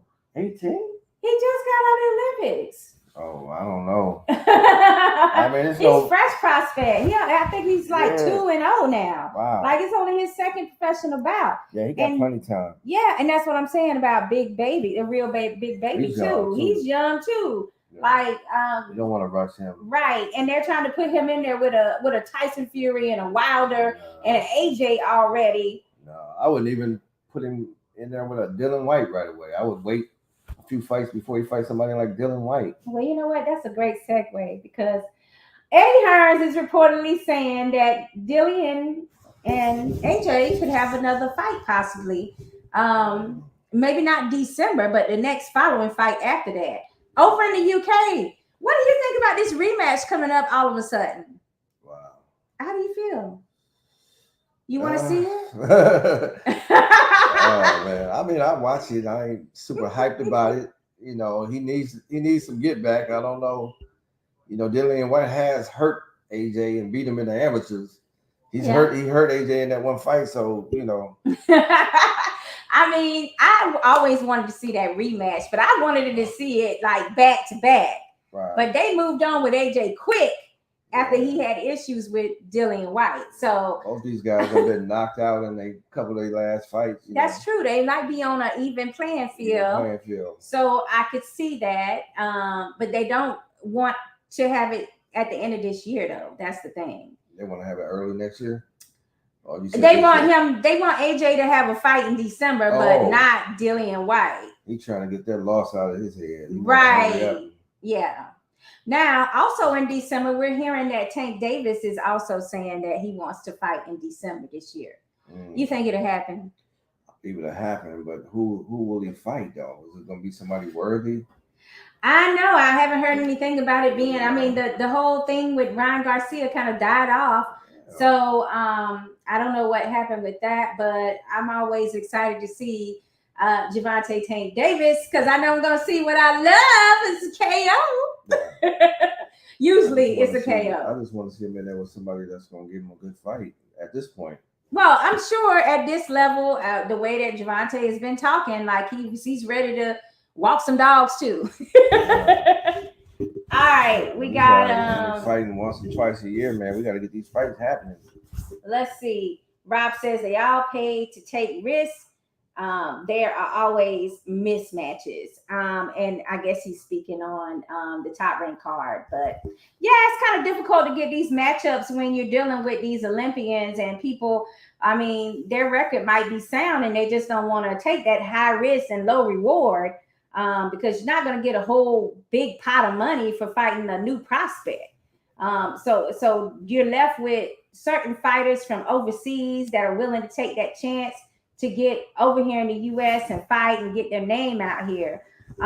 So that's kind of like what usually gets matched up at this point. I meant to, before we got away from it, I meant to ask you as far as the women fights, do y'all feel like these are some real competitive fights, or is it 50-50 fights, or how do y'all feel? Or who, I mean, I was surprised to hear last night when the guy told me that that Clarissa is an underdog as far as the bets are concerned right now. And I don't know if that's because of Savannah's power or if only her fans seem to be betting right now. What about the Baumgartner fight? Because we Americans, we're gonna wait till the day of and then put in our bets. We're not gonna be this proactive. 2 weeks, we ain't gonna do it. What about Baumgartner? Is that a 50-50? I do believe that's a 50-50 fight, but it might be a 55-45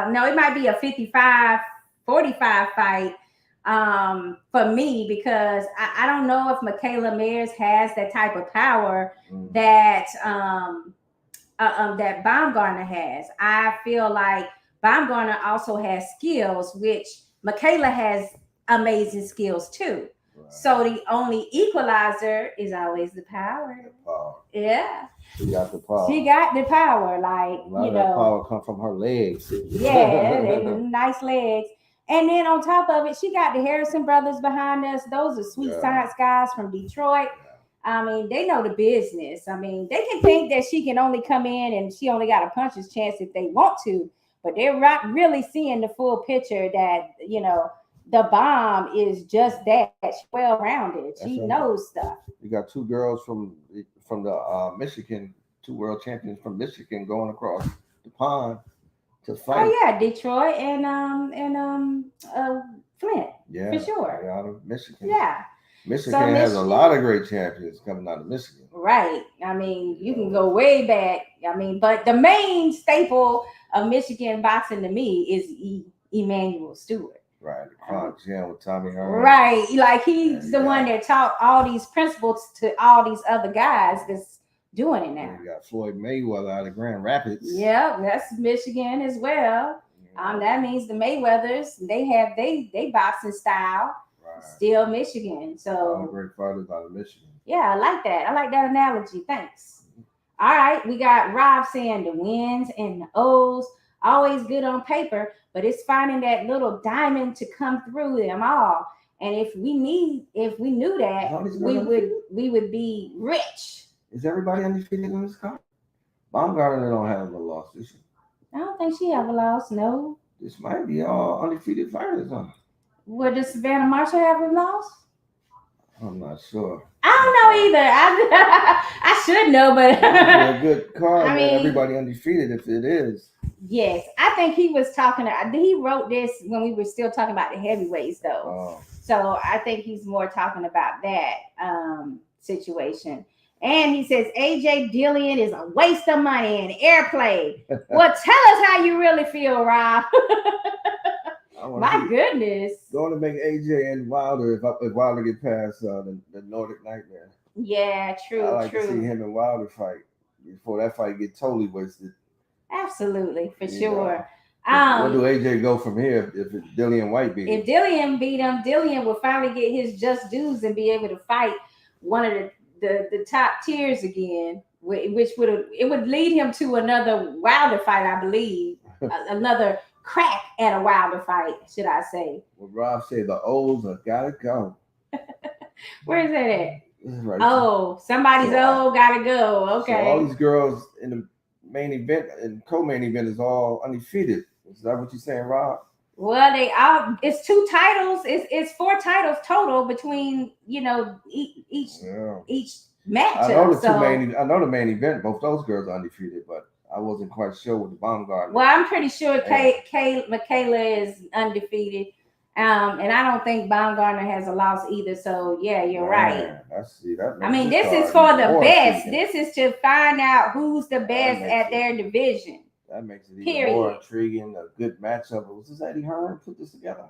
I'm not sure if it's just Eddie Hearns that put it together, because I know ESPN was involved, and and Michaela Mayers is a top-ranked person. She's a top-ranked boxer. You see, when Timothy Bradley went to Baumgartner's camp, and he wanted to feel the power. He's so crazy. He felt it. Yeah, he said that it was serious. Real power. She hit him. Was it a body shot she hit Tim with? Yeah, he talking about he wasn't expecting that. He thought he was going to take it. Well, that's a good confirmation, because he's fought, the likes of Pacquiao and other heavy hitters, so he knows. Marquez. AJ wouldn't last 4 rounds with Wilder. Yeah, what I'm saying. He should have took that big money with Wilder before he had his first loss, man. It would have been more better to take a loss and all that money he could have had with Wilder instead of the loss he took with Andy Ruiz. Okay. Jay Streeter says Baumgartner has 1 loss. Oh, thanks for that. Thanks so much. Appreciate that. And he's, like I said, he's over on Twitter, so you guys can give him a holler and follow him as well. So her opponent is undefeated, right? Yeah, Michaela Mayers. Okay, and she had a rough fight with I forgot the name of the boxer that she had a rough fight with, but she showed she could fight on the inside. People haven't seen that from her yet, so she showed that look in that fight, which made her status go up with me some, like, because you're showing you know, you got this boxing slick style, you use your jab a lot, it's nice, but now we know she can get it down on in the middle and the inside too, so that's pretty dangerous. But if she decides to go on the inside with Alicia, she gonna get met with some things she might not be ready for. Okay. We also got it's gonna be a hype fight. I like both of these ladies. I like Claressa Shields, as well as Savannah Marshall. Like the little beef they got with each other, how they don't like each other and stuff. It's a great lead in. Good lead in. She's like, 0, you got 0. Where's your gold medal? Where's your medals? She's like, huh? She's like, gold, I got 2. I love that when they did that little exchange. I like it. I ain't been that hyped since Charlo and Harrison. Yeah, Tony. That build up. Tony was like, they was getting into each other's souls the way they was going at it. And it led to a good fight too. Right. The fights was exciting. I know the fights was so exciting. It was like I'm hoping the best. I'm hoping these girl fights and lead up to all the hype and excitement that they producing right now. Yeah, for sure.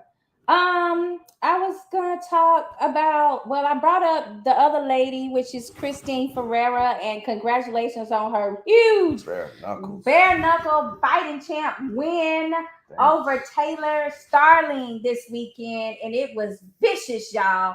It was nothing but hands and power combinations, and it was over, I think, in 40 something seconds. If you fight, it was like, wow. If you fight Christina, you're gonna have to come with it, man, because she is relentless from the bell. And she's a person that's got power too. Yeah, she is relentless. Yeah, she gonna catch you if you ain't ready.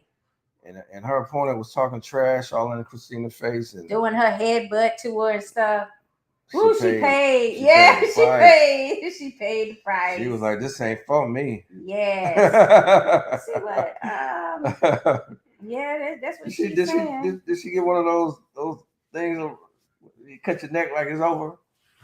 Oh, I don't know, but I know she was here with some combinations, and she was telling her corner no more. And them suckers wouldn't do nothing. They did not call off that fight when she said, "I don't want no more." They let her get battered again for another couple of seconds. She sounded like the Fly. Help me. Oh my God. It was not cool though. It really wasn't. We got to send a shout out to Christopher Young. Of course, he had his WBC main event, ref officiating 2 weekends ago now.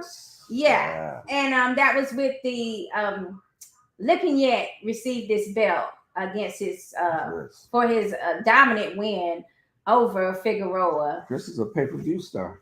He's pay-per-view star now too. He done did a few pay-per-views. Yeah, but he's a great all-around guy. If you ever need anything out of the blue or anything, he does his best to try to help you. So I want to send a shout out. We want to send a shout out to Christopher Young. Definitely. All right, so look out for this amazing ref that's on the scene now. And as I think somebody told him too, it's his time. Yeah, it's definitely his time. Yes, I believe that wholeheartedly. More sought after. Yeah. And this is the 10 days out poster that they had in the beginning of the week, where we got to see Claressa Shields with her 2 belts. Let's see, there's a 3rd belt on the line. Plus, we have, was this a European belt here, this pink one? That's like is that an IBF? A WBO? I don't know. It might be WBO belt. That a WBO? I think so. It might be. But anyway, all 4 belts are going to be actually on the line. The ring belt is also included. And then, of course, we got Michaela Mayer. They got a blue IBF belt. She got the light blue. Yeah, light blue IBF. And, WBC queen, of course, is Baumgartner.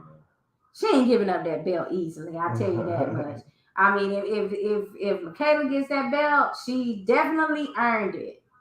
Okay, and this was our story on Trish tonight. Please make sure if you didn't see the beginning of the show that you go back and review some of the important and amazing things that this lady here, Trisha Morrison, is doing for her husband, Tommy Morrison. It's just amazing in every way. You forgot the big fight Sunday. Okay, good job. You got former heavyweight champion Andy Ruiz going up against King Kong, Luis Ortiz. I did like the lead up where they had the PBC camp on the other day, and what I really liked about it is that not only did it give us information about the main event, that they did also include a little lead in for Pitbull, who's also on the show for that night. And I just want to know, well, who do you got in that situation? Like, yeah, I mean, do you favor Ruiz or do you favor King Kong Ortiz? We just posted a picture of Andy Ruiz. Man, this is the best I've seen him look. Man, he looks in tremendous shape. People really love that fight matchup too, I believe. Yeah, it's gonna be an interesting fight because Luis Ortiz in this last fight looked like age was setting in a little bit. He was rocked a couple times fighting Charles. What's his name? Martin. Charles Martin. Yeah, thanks, baby. Mm-hmm. He looked a little, like his age was showing a little bit, And Andy Ruiz, he's got some quick hands, man. I like Cuban. I like to go with my Cuban countryman. Oh, that's right. Yeah, King Kong Ortiz. Your Cuban blood. Man. Nah, you can't. You can't fail your nationality now. Don't be one of them people. You got to stick with Ortiz. I'm gonna stick with Ortiz, but I think it's gonna be an interesting fight. You sure you don't want to go against your countryman? No, I'm not gonna go against King Kong. I'm gonna stick with King Kong. But man, Rob says it's probably Ruiz that's gonna win. That's what Rob said. Well, that's what Andy he Ruiz says. is looking good, man, and he got the quick hands. I know. But it's gonna be a close fight, man. I'm gonna just go out on a limb and I'm gonna go with King Kong. Okay. Only thing I don't like about this card is it's pay-per-view. They're making the people pay for this one here. I know it's difficult when we're getting these more of these pay-per-views. I don't want to say I got a headache, but I am getting a headache from this. I need to see this fight, okay? And let's see. It's a situation where Ruiz, yes, he's going to be the younger man in there. Ortiz, he's got to be ready. We got to see if he still got the trigger to pull that power out of that wonderful, magical, skillful hat he has at the right time. Right. Is Ruiz going to be on the move so much that he's not able to set up a big shot? I want to know what the strategies are. Remember, Andy Ruiz had a tough time with Chris Arreola too. I think he got dropped in that fight.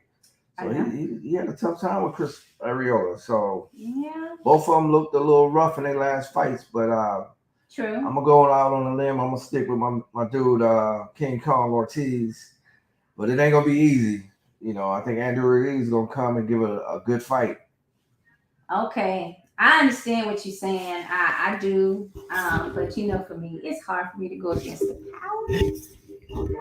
They both got some decent power. Do they really? I mean, because the only person that Ruiz has been able to stop is AJ. That's not really the greatest chin to be basing that off of. No shade, AJ. I'm just saying. It's like Parker too. Yeah, but they said that people were saying that they think he won that fight. Like they saying that fight could have went either way. I'm just saying. It's hard for me to go against the power of Ortiz when he looked bad against Martin in the first couple of rounds. He still ended up getting his man out. He's actually fighting. I think Ruiz a little shorter than him. He's actually a little smaller than King Kong. True. Yeah, he is smaller. Let's see what Rob says. Bombs galore with that one. Yeah, exactly. Ruiz round 9.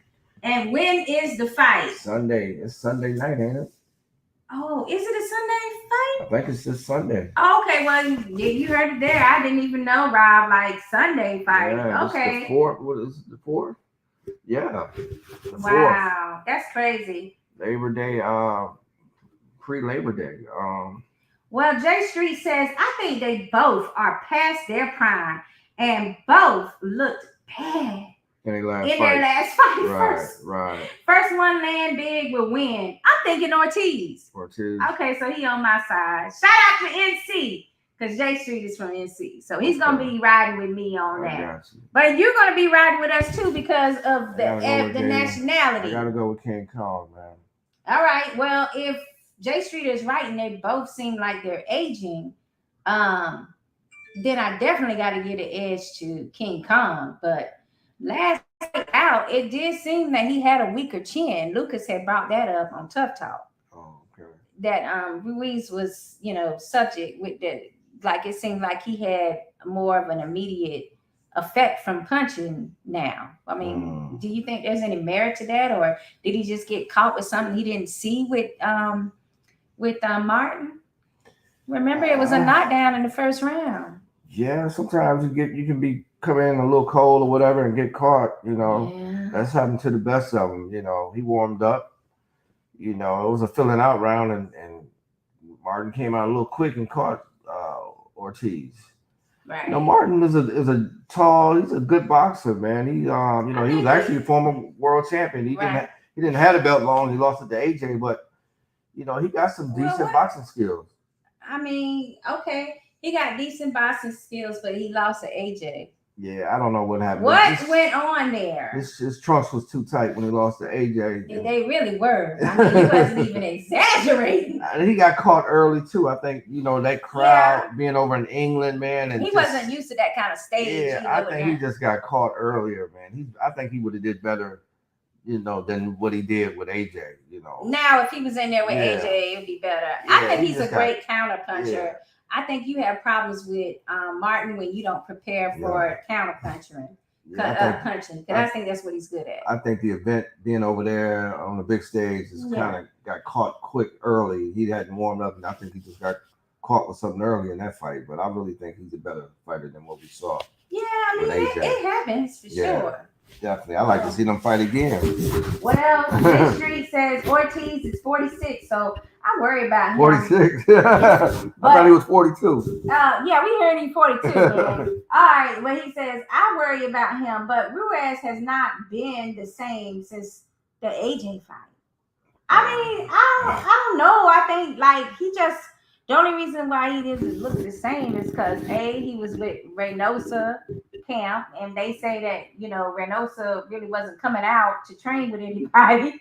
And then we saw what happened in the second fight with AJ. He was just out of shape and didn't do no training in that one. Partying, man. Living off that. He got caught. AJ made sure that was a quick rematch, and he had heard what he was up to, so that was the prime time to have a rematch. But in that last fight with Areola has improved with Goosen. I think that was the difference in the fight. It wasn't so much that Ruiz was any worse than he had been. It was more of a situation where Areola rose to the occasion. And see, those were two Mexicans fighting, so I don't know what Canelo talking about. No. Two Mexicans can put on a good fight, and they have done that throughout history. See, you just brought up something that I just wanted to forget. I heard that bullshit today. Okay, I don't even have no other way to describe what that was like. We had some great Mexican fights, man, especially the smaller guys. He says for Ortiz at his age, he says, "Where is the birth certificate?" Very funny, man. Okay, but I'm just saying, Canelo said something today, guys, yesterday. Was it yesterday? Well, it was sometime this week. He said he don't want to fight no Mexican boxers now. I mean, he said if Gilberto Ramirez wins this fight with Bivol, he's not interested in that fight. Well, Gilberto, Zordo, as he's been called, and my man Benavidez, the Mexican monster, are two Mexicans that would be in his weight class. And now all of a sudden he's not fighting. Now, how would that be? Well, how the hell is you even gonna? I mean, most of the boxers are Mexican. And why aren't you giving fellow Mexicans their due? Right. Give them the chance to come up too. Are you not supporting other Mexican boxers then? I can just imagine what Manuel Marquez is saying behind that, because he already feel a certain way about Canelo. Oh, really? So I can just imagine what he thinks. I hadn't heard about that. Do tell. What you know? Well, it's just over the time he's criticized Canelo on different things, and I guess I don't think he likes when people put Canelo way up there. Maybe he feel like he should be in that spot. Okay. Okay. Well. So we had some great matches wars, especially in the lighter weight classes. So for Canelo to say he ain't fighting no Mexicans, that just sounds like Mike Tyson face down ludicrous. You know what? It is ludicrous when you think about boxing, and boxing culture is centered around Mexican fans, Mexican fan base, right. Mexican boxers. I don't get that. Yeah. Mexican fighters put on great fights because their style. Floyd Mayweather loved them. Yeah, their style. They come head on. Look at the Eric Morales and Marco Antonio Barrera wars. Maybe they misquoted him, and you know how sometimes you got that bait click. Yeah, you gonna have to clear that up. I don't know, but maybe they misquoted how he said that, but it didn't sound good to me. And Jay Street says Canelo is a disgrace. You fight the best, and you should fight your countryman or brother first to help them. Right. Yeah, everybody don't feel that way, Jay. Everybody ain't out for helping other people that's in their same culture and stuff. And if he lose a fight with one of these guys and they take his fans and he feel like they could now be they could be the next face of boxing. He's not maybe he knows he wouldn't take that too well. Could he beat a Zordo Ramirez? Can he beat a David Benavidez? I mean, is it possible? Do you think he could beat those him? Guys? I mean, they bigger. Canelo must have a little doubt, about it. For him to say that, you saying? Yeah, I think that's what it is. He has a little doubt because he's avoided Benavidez. He's a world champion. He's the best. He's the face of this sport. Damn it! I mean, how are you gonna feel this way? I don't like it. I hope he was misquoted. I really do. Canelo ducking. I don't want to. Don't say that. I mean, I don't think none of these boxers are necessarily scared of other boxers. I just don't. But I do feel that the powers that be and the teams, they like, Canelo, you ain't even got to worry about that. You don't even worry about them two. We got other fights we can make all day. You can even have a Bivol rematch. Now, that was the other problem, remember? What he said that Bivol would have to win his fight in order to get a rematch with him, like he was the winner. Yeah, why not fight the winner? And plus, it would be a even bigger fight if he fought. If Ramirez win, that would be a even bigger fight. With the Mexican crowd behind him, and he's undefeated too. Yeah, he said that would be a more interesting fight. But shouldn't Bivol be saying whether or not he want to give Canelo a rematch? Like, why is Canelo? He's the one that won the fight. You see how this stuff gets discombobulated when you have all the money and the engine behind you. Even though you lost the fight, you still dictating who and when you're gonna fight somebody. That's what Shane Mosley did when he beat Oscar De La Hoya. He was talking about already he wanted a rematch with Oscar, and he won the first fight. But he wanted the money. Right. Let's see what Rob is saying right here. He says, it's like Mikey saying to Rocky, you don't want to fight Mr. T. He's killer. Oh, for real. Canelo don't want to take that chance of one of them Mexicans beating him and then they being put over him. I feel like that. Like it's all about who's the bigger, who's the bigger guy in the sport. Because if he loses one of them, his name is gonna drop just like they dropped him in the pound for pound list all the way down to 5 or 6. So, but if you do that, then you're not a real fan. Because I give people credit when they take on the best, even if they don't come out with the win. Damn it, you tried. You gave it your heart. You gave it your all. You tried to be the best. You dared to be the best. Who am I as a boxing fan who hasn't fought in the ring to tell a man that he's diminished because he took a risk and tried to be the best? That's what I know. If you're that type of boxing fan, then you're trash, okay? You're garbage. All right. Jay Street says, Chavez fought tons of Mexicans, as did Morales and Barrera. Marquez, why should Cinnamon be different? Right. You must have heard I be calling him Cinnamon Drop. I forgot about Chavez, and I'm sure Salvador Sanchez fought other Mexicans. Yeah. You know, so Canelo, man, we gotta really clear this up and see. Read Rob's comment. Rob said, "You want to be the best, you gotta beat the best. It's that simple." Yeah. It's a Ric Flair quote right there. You damn right. You want to be the best, you gotta beat the best. Woo! Okay, I'm gonna end it with this holler. Woo! Woo! That's right. Like, come on now. I mean, if you want to be the best, at least you're trying to be the best, is what I'm saying, even if you don't win. Now, if we start thinking and feeling like Canelo is dodging and choosing whatever, then that's a problem, because you're showing a character flaw in what is known as a world champion, especially when you're the face of boxing. I got to research this. I got to really. You want to see if it's really see if it's real. Okay. How did he fix his mouth to say that?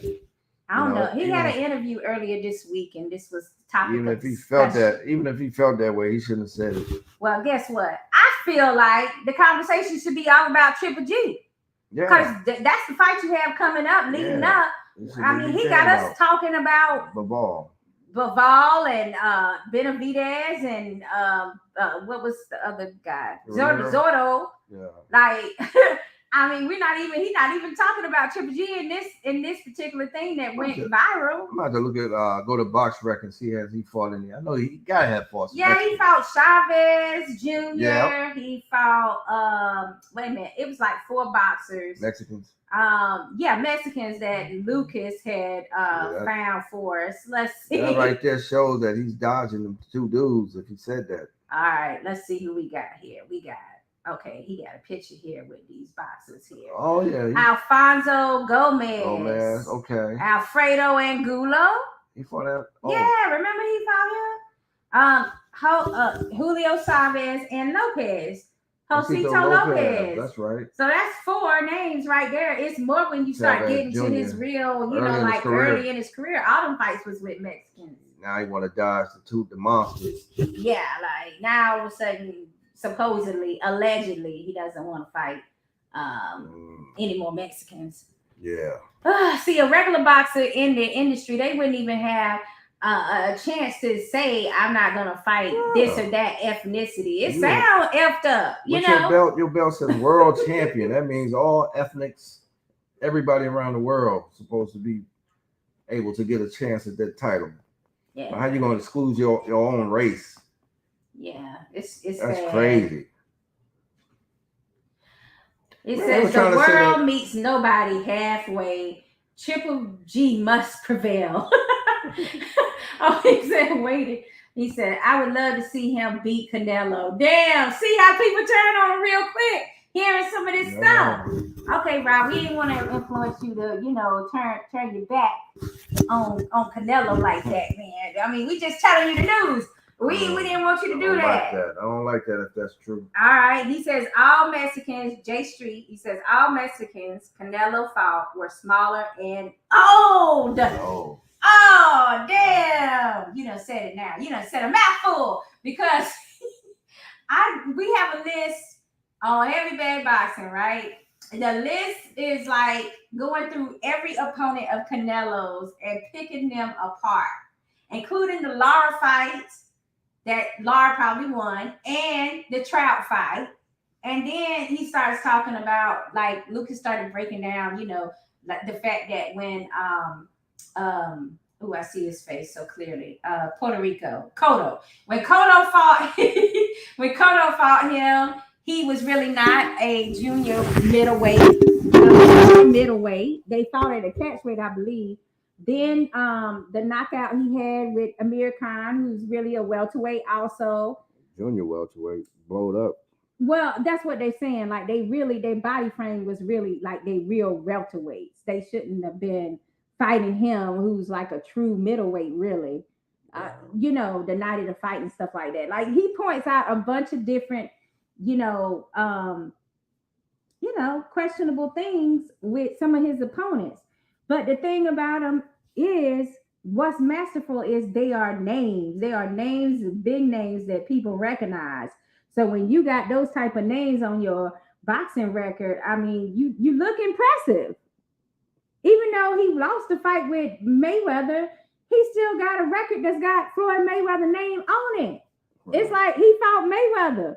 Oh, he lost. Oh, okay. Everybody else did too. So it doesn't drop your status. Right. It's just another notch in the fact that you was able to beat some of these guys. Oh, he got the picture of Ric Flair on here. Okay, he says all the Mexicans Canelo fought were smaller and older.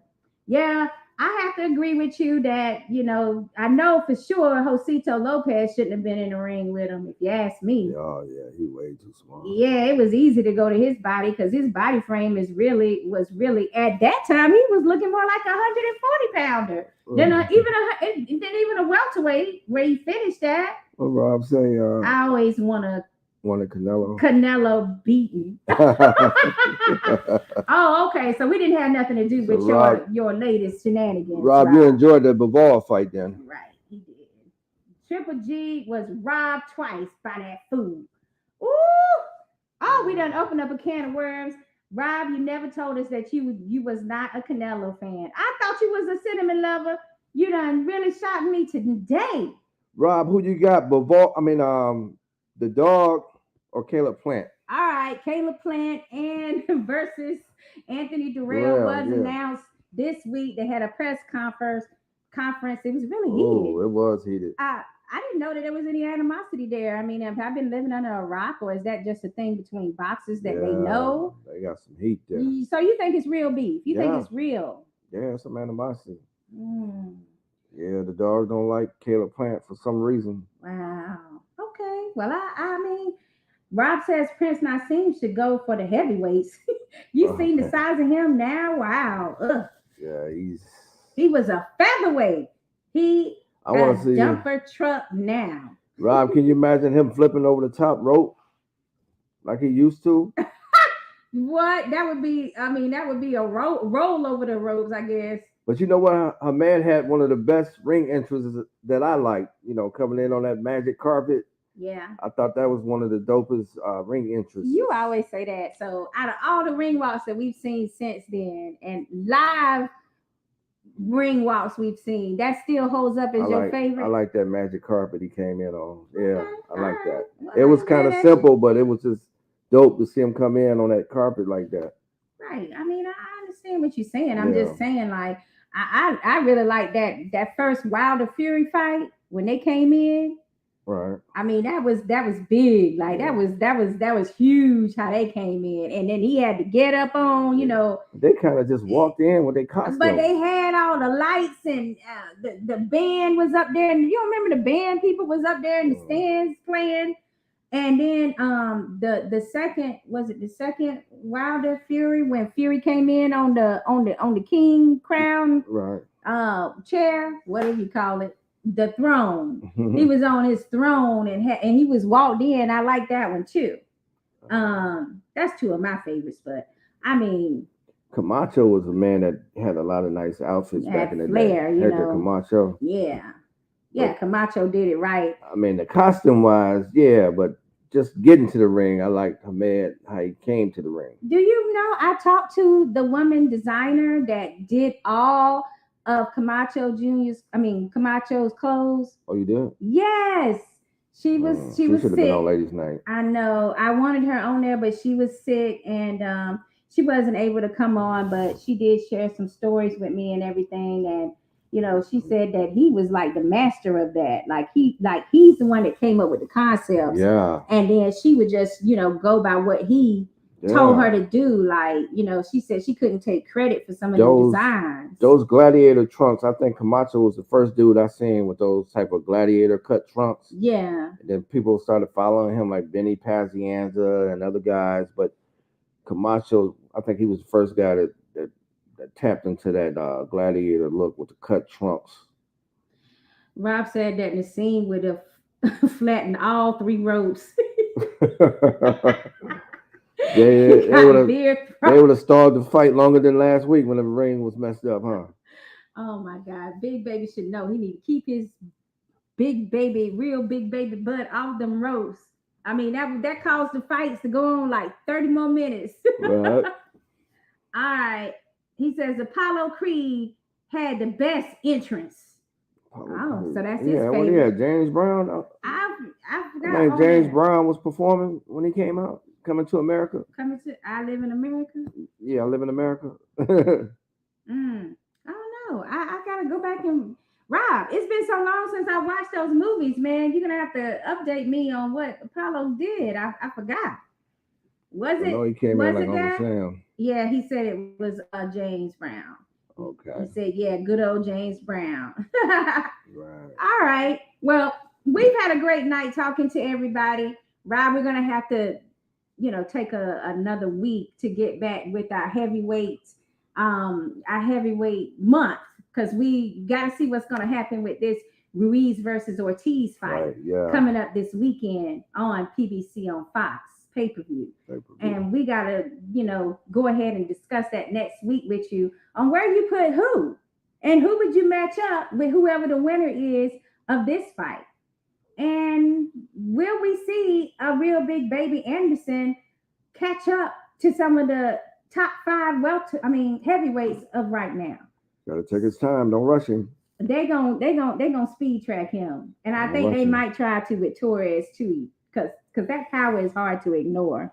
Yeah. But they do need them step up fights, as you said. But we'll see if he's able to catch up with a Fury and a Wilder and a Ortiz. That Russian can get you with Berlanga.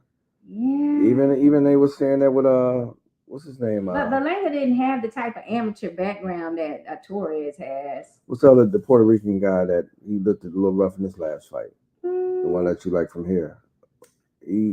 Eli, no, what's the name? Who are we talking about? Heavyweight? No, junior middleweight, the one from Puerto Rico, the prospect. Elijah, is his name Elijah? Who are we talking about? I mean, you saying they just fought? He just fought, but he didn't look as great. You talking about the main event from this weekend? No, I'm talking about a few weeks ago. The Puerto Rican, the most talked about Puerto Rican guy right now, besides Berlanga, the young guy. Oh, Xander. That's what I'm saying. You don't want to rush too much, Well, I mean, every fight that he does, he gets more and more popular, which is also a good thing. So they're becoming more of a brand name, Right.